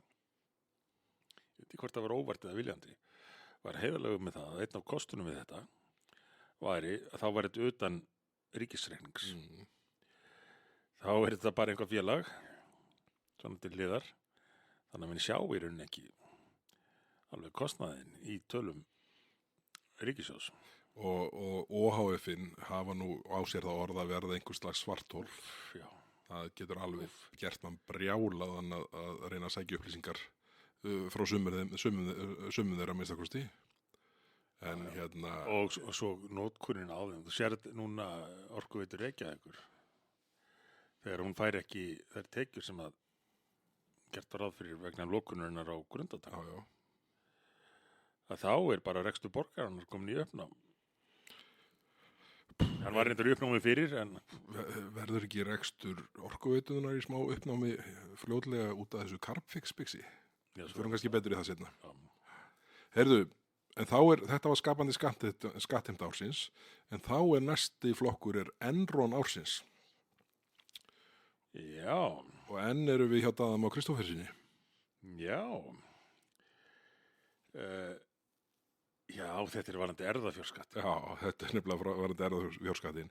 Þar sem hann ætlaði að fara að gera eins og Enron menn í gamla daga, svo sem ekki fyrir svo langt síðan, klárustu mennirnir í herbygginu, þegar þeir fóru að bókfæra svona hypothetical future value eins og það kallað. Já, Svona mögulegt, skástrík, ímyndað framtíðar virði ef allt gengur upp á 10. já, Og þarna ætlaði Daði Már og lagði bara fram tillögu þess efnis að til mats gjaldstofn, skattstofn í erðaskatts, þá yrði sem sagt farið að meta hugverk með öðrum hætti heldur en verið hefur. Og þetta var allt svo undarlegt að það tók ekki nokkru tali. og líka hluta þessu eign í fyrirtæki, Já, einhver kannski stofnar fyrirtæki og erfingjarnir erfa það og fyrirtækið ekkert sérstaklega mikilsvirði, en það er hægt að álíta að fyrirtækið gæti hugsanlega orðið miklu meira virði í framtíðinni. og sko, og að því að þeir vilja tala vísandi í framtíðarfræði ársins hérna áðan, sko, þá vilja þeir setja ítöllum framkvæmdum verkefnum kostnaði sko yfir á næstu ríkisstjórnir, Já, en þeir vilja taka sko tekjur Já, sem já, ekki falla til í líftíma þeirra, punktur. framtíðar ríkisstjórna Akkúrat. til sín strax. já, Þetta er allt á sömu bókina lært, sko, þau eru skattasjúk já. og það er einhvern veginn svona, En hugkvæmnin, nýsköpunin í því að reyna að hafa peninga af fólki, peninga sem er ekki til líka. nei, það er náttúrulega, þessi peningar er ekki til, Já, verða vonandi til í framtíðinni, en þá verða þeir líka skatlaði þá. er mitt. Og það er hugsunin í þessu kerfi öllu, sko. Þannig að tveir síðustu liður hafa báðir varðað það sem kallaði stundum bókhaldsfiff. Já, nákvæmlega. Ríkisstjórnarinnar. Heyriði, umhverfisvernd ársins er næsti flokkur. Og þar er niðurstaðan svo að í stað þess að flytja vörur sína með járnbrautarlest til útlanda, nota innlend fyrirtæki nú skip og flugvélar til að koma vörun sínum á erlenda markaði. Þetta var sendt utan úr bæ og þetta er auðvitað satíra, kaltæðni. Já, Þetta er auðvitað, og hérna segir sá sem sendi okkur þetta, Fit for 55 er greinilega að virka. Þetta er auðvitað ekki, og þetta er það sem mun sko lenda fullum þunga á fluginu eftir slétta ár. Þegar kaffibóllinn er úrsölu verður hann kaldur. það sem kallað var undanþága. Fullkomið Og við þvæg. reyndum að benda á, tveir hérna í þinglokki, reyndum að benda á, þetta er ekki undanþága, fjölmiðlar. Þetta er ekki undanþága. Nei. Það er verið að veita afslátt í 2 ár og svo fellur þetta full á okkur gjöld sem að við áttum aldrei Íslendingar að þurfa að borga. Nei. Þetta mun hækka verð á flugmiðum, draga úr frambóði á flugi og bara... Þetta var utan með EES, mér að segja. Já. Og markmiðið með þessu. Siglingarnir eru byrjaðar að borga þetta, sko. Þar var ekki eins og sótt. Já. Sótt eftir undan þá, sko. Og hvernig svörður á þeirrarnir? Já, við erum ekki tó góð til að bara gera okkar í þessu. Já. Við erum að Það er ekki þeir sem er að fara að bera kostnaðinn. Við erum að vera þjóða meðal þjóða eða eitthvað svo leiðis. Þetta var ekki Já, allt einhverju svona frasar. Þetta var svo brjálaðislegt rugl og nú er þetta að fara að býta enn frekar og eins og segir flugið er að fara að taka gildi að fullu og við skulum ekki gleyma því að markmiðið með þeim gjöldum, rétt eins og markmiðið með flutningana var að fært upp í játbrautarlestar, markmiðið með fluggjöldunum síhækkandi er að miklu færri fljúi. fljúi. Já, akkurat. Það er bara verið að færa samfélagið 70 ára aftur í tíman, þar sem bara þeir efnamestu gátu farið með flugvél til útlanda eða keypt einhverjar vörur frá Evrópu. Og herðu, þú veist hvað er næst, að við fórum í gegnum þetta Byggingagerinn. Næst eru vegsam Já, einmitt mannvirki og vegaframkvæmdir, húsnæðis, uppbygging og þar humdikotum. Þetta er svo galið að tekur ekki nokkru tali, sko. Og þetta er eiginlega sláturtíð ársins sem að er samt næsti flokkur. Og það var auðvitað í júlí, miðjan júlí, þegar ríkisstjórnin til að hafa skapað skjól þegar Ursula von der Leyen mætti í fínu flugvélinni sinni, að þá slátraði ríkisstjórnin á 50 mála frá sjálfri sér. Og fæst þeir eru orðin að lögum núna, sko. Það var nú ekki mikil afkost hjá þeim á haustingin. Flest til óþurftar. Já, sem er nú það sem gerir þetta. Og ekki hvað síst, bókun 35. Já, það er nú málið. Því að tala, kannski að köflum nokkuð ítalega veiðigjöldin og áhrif þeirra, þá... Já, það var margt ósagt þar, skal ég segja þér. Já, en fyrir vikið þá komst bókun 35 ekki að. Heldur þú komið það núna? Eru þið það galin? Þetta er ósangjörn spurning. Sérða ástandið innan ríkisstjórnarinnar með þessum svona Evrópumál og allt þetta? Heldurðu Þau væru algjörlega galin, sko, ef þau komið með þetta núna. Bara í ljósi alls. Og ég held að þetta er líka svona niðurlæging fyrir Kristrúnu. Já, það væri algjörlega niðurlæging fyrir hana. Og ég held að henni þykja ekki gaman að láta niðurlægja sig. Nei. En nú er Þorgeir búin að draga hana og asna eirónum í þessu máli heilt ár og farið, sko, miklu lengra heldur en ég held hún hafi haft umboð til. Já. Og þá held ég, það er nú svona til að býta höfuðið að skömminni, ef að, sko, Kristrún með forseta Alþingis sér við hlið yrði þvingu til þess af Þorgeirði að segja ok, við setjum þetta á dagskrá núna strax og klárum þetta. Býtu, hver er hótun Þorgeirðar? Á hún ætla að fara að vinna með miðflokknum til að koma bókum 35 í gegn?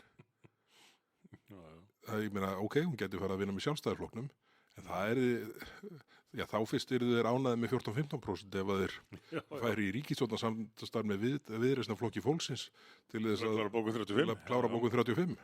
Bara good luck, Chuck.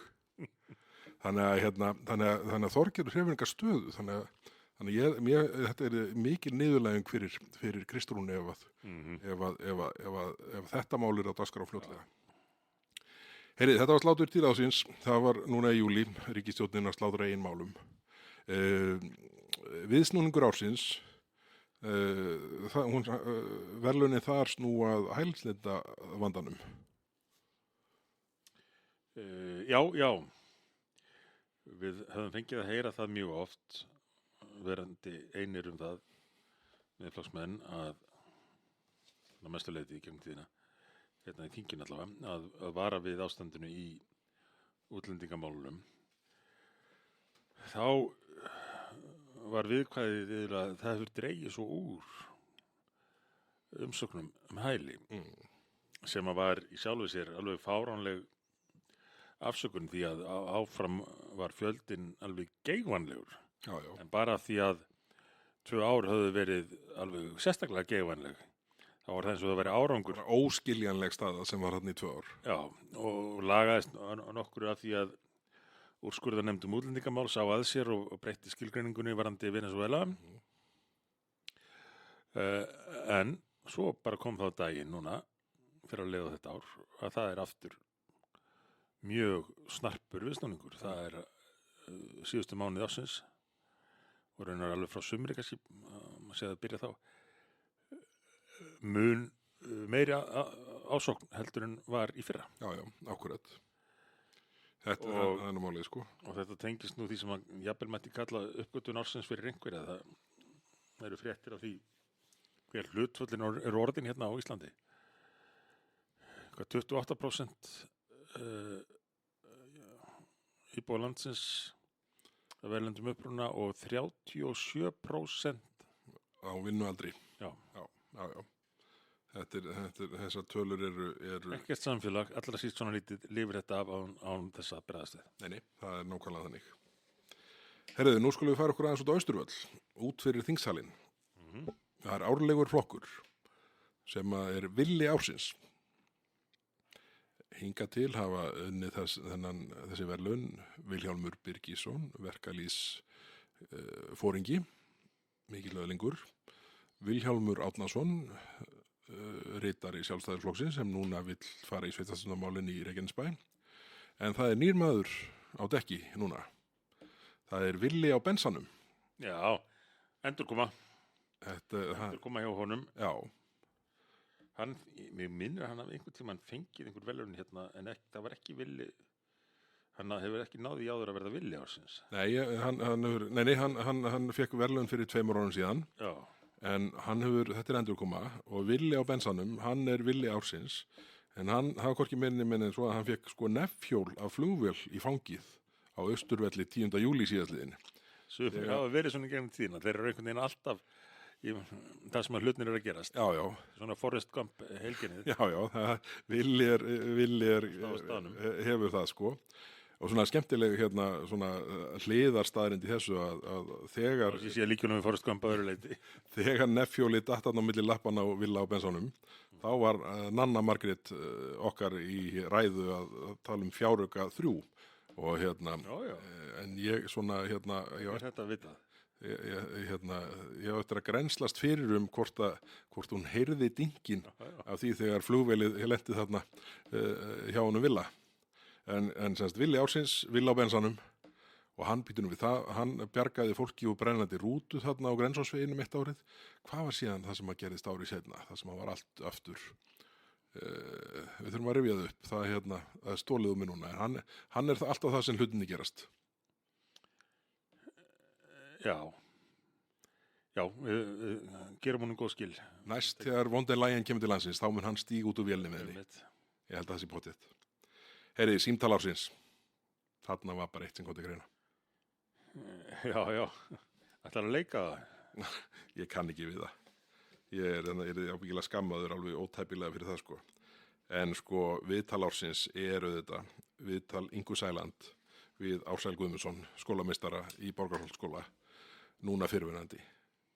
Þetta var auðvitað allt kómískasta og Inga alveg öruglega sko vaðið á súðum í símtalinu og að látið skólameistarann heyra það fyrir að finna ekki skóna sem að voru á endanum bara í hillunni við hliðin á þeirri sem leita var í. Já. En Þessu máli er ekki lokið enn. nei sko, svo fjarri því. Og Það eru fleiri ángar komnir fram á því. Núna nýverið komið ljós að þetta hefði verið bókað allt saman í kerfi skólans þannig að nokkru mínútum eftir að þetta gerðist. Já. Og þótti ganga aðeins gegn skýringum Ingu. Svo segir Inga núna frá því að það sé til myndband af öryggis myndband af þjófnaðinu mikla. Nú, Já, þetta væri fréttum bara rétt fyrir áramót. ég mista því. Þannig að þetta geti haldið áfram inn í nýjárið. Símtal ársins. Já. Herðu, aukaleikari ársins, það var engin spurning, Dagur B. Eggertsson, Já, engin keppni. sem að langar samt augljóslega ekki að vera aukaleikari og er nú farin að mæta á fundi hjá Viðreisn til þess að tala fyrir Evrópumálunum, vitandi það að það gengur þvert á línuna frá formanninu. Já, akkurat, það er viljandi. Þannig ef að menn mæta hér með bókun 35 þá mun Dagur örugglega ekki láta sitt eftir liggja og ekki skemmta forsætisráðherranum. Nei, akkurat. Herri, næst er að stofnun ársins. Stofnun ársins er Ísavía sem að hefur nú reynst vera svona einna mest vók fyrirtæki landsins, hvað sem að litið til opinbera hlutafélaga eða í einkageranum. Gott að eyða annar manna penningum. Já, og áherslurnar allsérstakar stundum. En þeir lentu í því að hafa haldið út í dálitlum kaffiskúr fyrir leigubílstjóra sem var nú, myndi ég segja, bara alveg eðlilegt að þeir gætu haft smá afdrif þarna og farið á salerni eða held sér upp á kaffi eða soðið egg, þarna var eggja soðutæki, því var stólið síðar, og svona haft álítið afdrep. Svo eftir breytingar á leigubílalögunum, þá tóku nýir menn, Þegar menn fóru sómölsku leiðina. já, hann maður kallaði það, tóku yfir þennan bransa á Íslandi og tóku yfir kaffiskúrin og breyttu honum í bænahús.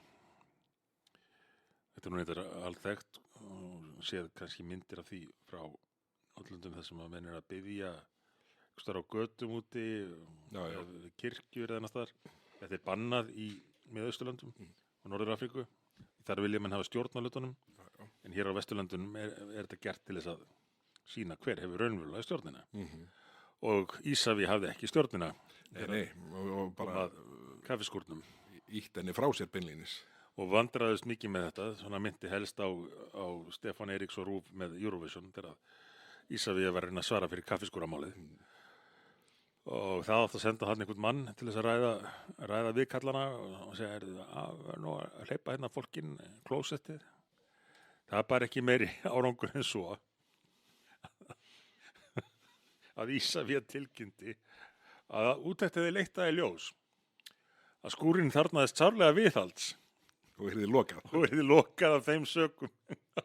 Þetta er ekki hægt. Ég held að enn hafi ekki verið neldur einn nagli þarna í þessum skúr sem að síðan hefur verið lokaður, af því að menn þorðu ekki að taka á málinu. Nei. Og þetta er gegnum gangandi svo víða í íslensku samfélagi og annars þar. Menn finnst gaman að leika sér, sérstaklega með almannafé, eins og Ísafi hefur gert í sínum vók hugðarefnum. En þegar þarf að taka á málunum, þá er einhver minnað um það. Já, það er nú málið. Herriði, færum okkur yfir í staðfestu ársins. Og það fjallar nýju flokksfjölmiðlana. Það er semst Devaf á Eyjan, bloggsíða Viðreisnar, sem að tekst á ótrúlegan hátt að hafa alltaf rangt fyrir sér. Verður ekki að segja í ritstjórnarefni. Jú, sérstaklega, já, það er alls konar svona einhverju pistlar sem menn þykjast vita hvað er að gerast á baku tjöldun. Alltaf vitlaust. Alltaf fullkomlega rátt. Bara ótrúlegt, sko. Og ályktanirnar eftir því. Bara ef maður sko vissi ekki betur, þá myndi maður sko halda að þetta væri bara einhverjir svona húmoristar sem að væri að gera grína sjálfum sér. Að opinbera, sko, ef að viðkomandi halda að þetta sé raunin, þá eru þeir illa tengdir. Þannig að staðfest ársins, alltaf offside, uppgrip ársins. Ég gamli bílaumboðsmaðurinn fæ að taka þennan. Það eru semst bílaumboð landsins fundu fyrir óvæntum uppgripum þegar menn áttuðu sig á yfirvofandi hækkun vörugjald á ökutæki sem ganga fyrir öðru en rafmagni. Þetta það einhvern veginn, sérstaklega bílaleigurnar sem eru alltaf búin að selja sko vöruna sína langt fram í tíman, sáu fram á ef þeim tækist ekki að landa hér umtalsverðið magni af bensín, dísil og hybridbílum, þá eru þeir bara í meiri háttar vandræðum á næstu þar næsta ári. Eitt sem að stjórnvöld gerir sér ekki grein fyrir er að þrátt fyrir að þau hugsa ekki fram í tíman, þá gera það aðrir. Já. Þannig að tilkynningar áformið ákvarðanir stjórnvalda menn bregðast við því leiður geta. Ég talaði með mann í morgun sem að vinnur við það að flytja vörur fyrir stórt íslensk iðnfyrirtæki sem er búin að selja vörur sína svona 1,5 ár fram í tíman. Þessi aðili er í tómum vandræðum auðvitað með að koma auknum álögum inn í verðin sín, sko. Búin að festa verð þetta langt fram í tíma, bara eins og fyrirtæki selur vörurnar sínar. Og það er óljóst með það hvernig því reiðir af og þetta er bara hlutur sem maður skilur vel og er alveg hrikalegur fyrir aðeila sem standi í rekstri. Þó að þetta öll skilubóð stjórnvalda núna alllanga tíð hafi verið þau að menn ætti að hætta að standa í rekstri, fyrirtækjarekstri og fara bara og gerast ríkisstarfsmenn eins og allir hinnir. Og opinberir starfsmenn. Heyrðu, Mannauðsstjórnin ársins. Já. Það er aftur stóra meistaramálið. Ársæll Guðmundsson er ekki. Jú. Já, í Borgarholtsskóla var fyrsta fórnarlambið, en þá var nú farið að benda á það væri dálítið sérkennilegt að þessi maður einn þyrfti að endurnýja umsókn sína verið í rauninni settur af, eins og hann túlkaði það og aðrir. Þannig að þá þurfti að sýna það og sanna að þetta ætti ekki bara við hann og tilkynnt að þetta myndi jú eiga við alla skólameistara. Og fyrir barðin á því var sá næsti í röðinni, maður á nafni Árni Ólason, skólameistari, menntaskólanum á Egilsstöðum. Hann þurfti þá að víkja líka til að sýna það að þetta snýrist ekki bara þennan ársæl. Það er kallað casualty of war. Jú. Eða collateral damage. Já, collateral damage er sennilega betra. Og þá var það uppi fótur og fit og allir skólameistarar landsins gerður á fyrir því að vera settir af. Og hvað gat þá ráðuneyti gert? Það þurfti að reyna að róa mannskapinn og þá kom tilkynning sem gekk þvert á hinna fyrri. Nei, þetta verður ekki endilega allir, sko. Þannig að það verða þessi tveir. Aumingi Árni Óla, hann lendi þetta á. Átti sér einskins ílsvon. Einmitt, var röngum stað og réttum eða röngum tíma og þetta er ennþá í óvissu hvernig stjórn menntastofnana verður háttað hér á landi. Enda, við vitum ekki alveg hver verður menntamálaráðherra framleiða stundir. Næsti verðlaunahafi veita að því næsti verðlaunahafi erðað. Þríeyki ársins. Næsti flokkur er þríeyki ársins. Sem er ein manneskja, Inga Sæland. Allsherjar ráðherra Flokks fólksins. Félags- og húsnæðismálaráðherra, mennta- og barnamálaráðherra. Og félags- og húsnæðismála. Já, það var komið, en það þriðja er innviða heitir þetta núna innviða og sveitastjórnar, mála, samgöngur. Það er alltaf verið að breyta þessu. Ég svona hugga mig við það að ég er nokkuð vissum að Birgir Ármannsson hafi ekki verið búin að læra öll ráðherra heitin. Semst ekki nöfn ráðherrana heldur titlana fyrir ná svona þriðja þingi síðasta kjörtímabils. Heyriði, þríeyki ársins Inga Sæland og það er fordæmalaust að það sé einn í þríeyki. Hljótt segja það. Heyriði, samgöngubót ársins og það var aðeins komið inn á þetta hérna áðan, það er ákvörðun að taka aðra akreinina af í hvora átt á Suðurlandsbrautinni. Og þarna minni ég nú bara á þingsályktun okkar að gera tilraunina verkefni þar sem að keilur eru setta til að loka af þessum akreinum og aðreinum og þess áttar þringingum sem á að skapa með þessum samgöngusáttmála og verkefnum borgarlínu. Bara þannig að menn finnið á eigin skinni áður en að altjón er orðið. Og hugmynd Þorsteins Sæmundssonar að láta trailer trukk keyra eftir leiði borgarlínunar. Ég hafði bara smá ágjur á því að það geti verið hættulegt, en það verður náttúrulega ekki hættulegra heldur en borgarlínuna sjálf. Nei, það er akkurat málið, sko. Herru, þá færum við okkur í blaðamannafund ársins. Þetta nú við, þú ert farin að sleppa málum svo hratt að ég næ ekki að elta þig, en ég veit að þú hefur áhyggjur af tímanum, eins og þinn er háttur. Já, teipið er tæft. Blaðamannafundur ársins, gott og vel. Það er, þegar að upplýsingafulltrúar Reykjavíkurborgar boðuðu blaðamenn til fundar þar sem að borgarstjórinn, manstu hvað hann heitir? Ekki lita blaðið. Heiða, segðu fullt nafn. Heiða Björk Hilmisdóttir. Já, ég held að það er. Tilkynnti að Dóra Björt væri gengin í Samfylkinguna. Já, þetta var ótrúlega misnotkun á kerfinu og mér er sagt að blaðamenn hefði setið þarna alveg í forundran að talið einhverja frétta að vænta úr borgarapparatinu. Það var bara verið að skáka Samfylkingapírutum á milli flokka. Heyrði, svo förum við aðeins til útlanda leikskólalausn ársins. Já, þetta lítur að, nú skil ég akkur að sleftir því sem var hérna á undan, þetta lítur að verðlaunum sem voru veitt í fyrra ekki alveg í sama lið, en þá voru veitt verðlaun til Reykjavíkurborgar fyrir Brákarborg. Ég ég man ekki alveg hvað þau verðlaun hétu, en fyrir Græna skóflan. græna skóflan, já, rétt eins og verðlaunin sem að sú bygging fékk fyrir stórkostlega framfæri í umhverfismálum og leikskólamálum.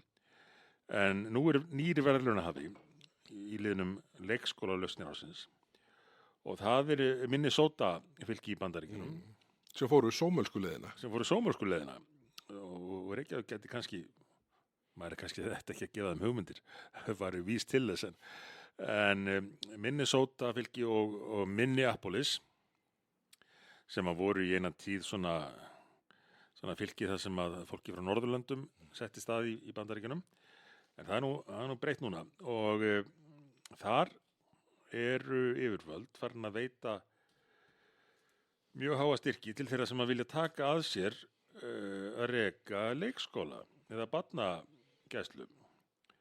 Þannig að nú það orðið mikið trend að kaupa húsnæði, skemmu, gamalt vestmiðjuhúsnæði, ónýta skrifstofur eða annað, fá heimilisfang, tilkynna borgaryfirvöldum eða yfirvöldum fylkisins að nú sé hafinn rekstur leikskóla og þá fá menn bara að senda 2-3-4 milljónir dollara til að standa undir reksturum það árið. Og þetta auðvitað laust sem að kemur sér vel fyrir alla. Því að þeir sem hafðu setið upp með hálf ónýtt húsnæði, þeir geta komið því á markað. Nú, þessir innflytjendur frá Sómalíu sem að höfðu kannski ekki alveg aðalast, þeir fá núna stuðning til þess. Stjórnmálamennir geta sagt að þeir séu að taka á leikskólamálunum. Eina sem vantar inn í myndina eru börnin, af því að Eins og hjá Reykjavíkurborg. Já, eins og hjá Reykjavíkurborg. Það engin börn á þessum leikskólum. Og það ekki bara eins og Brákarhlíð? Þetta eins og Brákarhlíð að því leyti, já, og kostnaðurinn og annað eftir því. En þetta að koma upp núna og ekki vegna umfjöllunar hefðbundnu fjölmiðla, heldur vegna þess að einhver YouTube-strákur fann þarna mann í Minnesota sem var búinn að vera að skoða þetta og gerði þetta myndband sem að einhver vel á annað 100 milljóna manna var búin að horfa á áður alveg magnað. Fór að segja frá þessu. Og nú ætlar ríkisstjórinn ekki að bjóða sig fram aftur því að þetta slíkt allsherjar klúður en enn og aftur klúður sem að hefði verið hægt að sjá fyrir ef menn hefði bara hagað hlutunum skikkanlega. Já. Herru, nú fer að styttast í þessu jágur. Teipi líka klárast. Ég sá bara svipnum á þér. Þú eru leist á skjáinn og það komi upp einhver tímasetning og þá allt í einu bara þá þyrmdi yfir mig. Þyrmdi yfir þig. Herru, við ætlum að færa okkur núna yfir í þrjáhyggju ársins og það nú fljóta afgreitt. Það vita þetta allir. Það Viðreisn og Evrópusambandið. Meira segja handtaka Maduro kallar á ESB aðild. Hvernig tókstu við það? Já, það einhvern veginn þannig að allt sem upp á kemur í mannlegu lífi hér á Íslandi og annars staðar í heiminum að mati Viðreisnar ástæða til þess að við þurfum að fara að hugleiða aðild að Evrópusambandinu. Mínir menn í Manchester ráku stjóran í morgun og ég bara vissum að það verður tilefni til þess að við göngum í Evrópusambandið. Já, en eflaust. Já, það er sama hvort að þetta kallar á það að gefa eftir í viðræðum við Evrópusambandið, skrifa undir einhverja sameiginlega samninga fiskveiðiauðlindir sem að ráðherrann íslenski fullyrðir að sé ekki bindandi og fulltrúar ESB segja að svo sé. Áformaðan samning varnarsamning við Evrópusambandið sem að hefur að vísa ekki verið undirritaða formlega ennþá. Það var nú ekki uppákomu sem að varð. Akkurat. Með refsitollum Evrópusambandisins á Ísland og makrílviðræðurnar. Það er bara sama hvað það er. Það má annarkvort gefa eftir eða tengja það við það að við þurfum að ganga í ESB og núna síðast handtaka Maduro í Venezuela. Það að mati einhverja sérfræðinga Viðreisnar þýðir að við þurfum að velta því fyrir okkur hvort þeim ekki að ganga í Evrópusambandið ef að Bandaríkin geta bara farið og handtekið einhvern einræðisherra í Venezuela, þá ljótum við að hugsa okkar gang og athuga hvort að við eigum að reyna að komast undir verndarvæng ESB og Ursulu von der Leyen frekar en að reiða okkur á varnir frá þessum sömu Bandaríkjunum og framkvæmdu þessa aðgerð. Já, akkurat. Herðu, nú færum okkur alla leið yfir í frægðarhöll sjónvarslausra 50 daga. Það er nýr flokkur, það er 2 afburðar íþróttamenn sem að hengdu upp annar sundskíluna og hinn körfubolta treyjuna og það er þannig að annar þeirra er okkar maður, formaður Ungliðarhreyfingar Miðflokksins, Anton Sveinn Maki, og hinn er Hlynur Bæringsson sem er líka frábær náungi. Ég Hlyn síðan hann spilaði körfubolta með Skallagrím í Borgarnesi og Snæfelli og núna Stjörnunni. Þetta eru afbragðsmenn báðir og miklar fyrirmyndir og þeir eru þeir fyrstu sem komast í frægðarhöll, íþróttafrægðarhöll. Ég getur nú rétt ímyndaði hvort það sé minn flokkur eða Sigmundar, en fyrstu 2 í frægðarhöll sjónvarslausra 50 daga íþrótta er Anton Sveinn Maki og Hlynur Bæringsson. Til hamingju með það. Það líst mér vel á. En jæja, núna þegar er búið að tilnefna fyrstu menn frægðarhallarinnar og þá förum við í starfsmenn ársins. Og það, já, þú ætlar að sleppa öllu hinu. Já, svona, allt í lagi. Sko, ef áheyrendur, ef við værum í mynd núna, þá væru hér að brjótast út átök í hljóðverinu. Já, við tökum þetta á nýja árinu. Það er hérna, ég er sem sagt ákveðin í því að þátturinn klárist áður en teipi klárast. Já. En Sigmundur vill teygja á teipinu. Já, þú ert búin að útskýra fyrir mér að forstjóri internetsins vil ég ekki að við tölum lengur en í 2 klukkutíma, þannig að Akkurat. Reynum að halda okkur við það. Nákvæmlega. Það er eftir. Starfsmenn ársins, það eru hérna starfsmenn Alþingis sem sýna okkur þingmönnunum ótrúlegt langlundargeð og svona hérna endalausa þolinmæði. Flestir. Það er ekki tekið undir með þér. Ég feinum og slepptir ekki þessum lið. Þeir eru alveg magnaði margir hverjir. Og sko oft á tímur eins og við reynum að íta þeim fram að bjargbrúnni. Já, við erum ekki kannski þægilegustu menninir alltaf við að eiga með einhvern veginn verkefni sem að verða til hjá okkur óvart. Já. Komast inn á skrifstofuna hjá okkur. Það er nú bara assa, er það ekki einhverju svíjar? Já, það er þeim að kenna. Sem er að trilla okkur í þeim efnum. En þetta er hérna, en við bara þökkum enn eitt árið starfsmönnum Alþingis fyrir frábæra viðkynningu og þjónustu og samstarf. Við gerum það. Heyriði, þá er komið að loka verðlaunum. SLF sigurvegari ársins. Það eru raunheimar. Já, stundum er það nefnilega svo augljóst allt saman. Við höfum ennþá trú á raunheimum. Já. Og vonum að á nýja árinu þá fái raunheimar njóta sín. Og stjórnmálin og samfélagið allt verði í þokkalegum tengslum við raunveruleikann. Það einfaldar allt og raunheimar nefnilega skil allt á sínu, sama hvað ráðherrarnir segja. Og það er það sem að mér segir svo hugur að það gæti gert pólitík vorsins, sumarsins og haussins venjufremur spennandi. Það er nefnilega takmark fyrir því hversu lengi er hægt að líta fram hjá raunheimunum. Rétt eins og það er að þér virðist, takmark fyrir því hversu lengi er hægt að líta fram hjá því hvað tímanum líður í upptöku. Já. Það er hérna, þeir veggir þrengja að jafnt og þétt og ég horfi á klukkuna hérna, teipi klárast og hérna og síðan takast upp átök hérna í hljóðverinu. En kæru hlustendur, þetta er búið að vera gaman að fara yfir liðið ár. Við pössuðum okkur á því að fara ekki yfir í það sem að mætti kalla svona stelast inn með atburði þessara fyrstu daga nýs árs inn í þetta uppgjör. En við verðum mættið hér og við hlökkum til að sjá þig harðan hér í baráttunni sem framöndan er. Já, sem aldrei fyrr.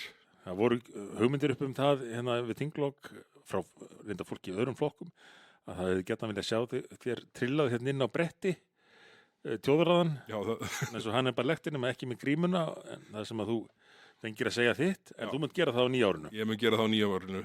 Það verður engin gíslatekni þá. En bara kæru áhorfendur, takk fyrir að hlusta. Þetta er búið að vera gaman að fara yfir þetta og við hlökkum til nýs árs. Það verður stuð í pólitíkinu, það verður stuð frá okkur og við höldum áfram að gera okkar besta. Takk fyrir. Gleðilegt ár og takk fyrir að liðna. Gleðilegt ár, takk fyrir að liðna.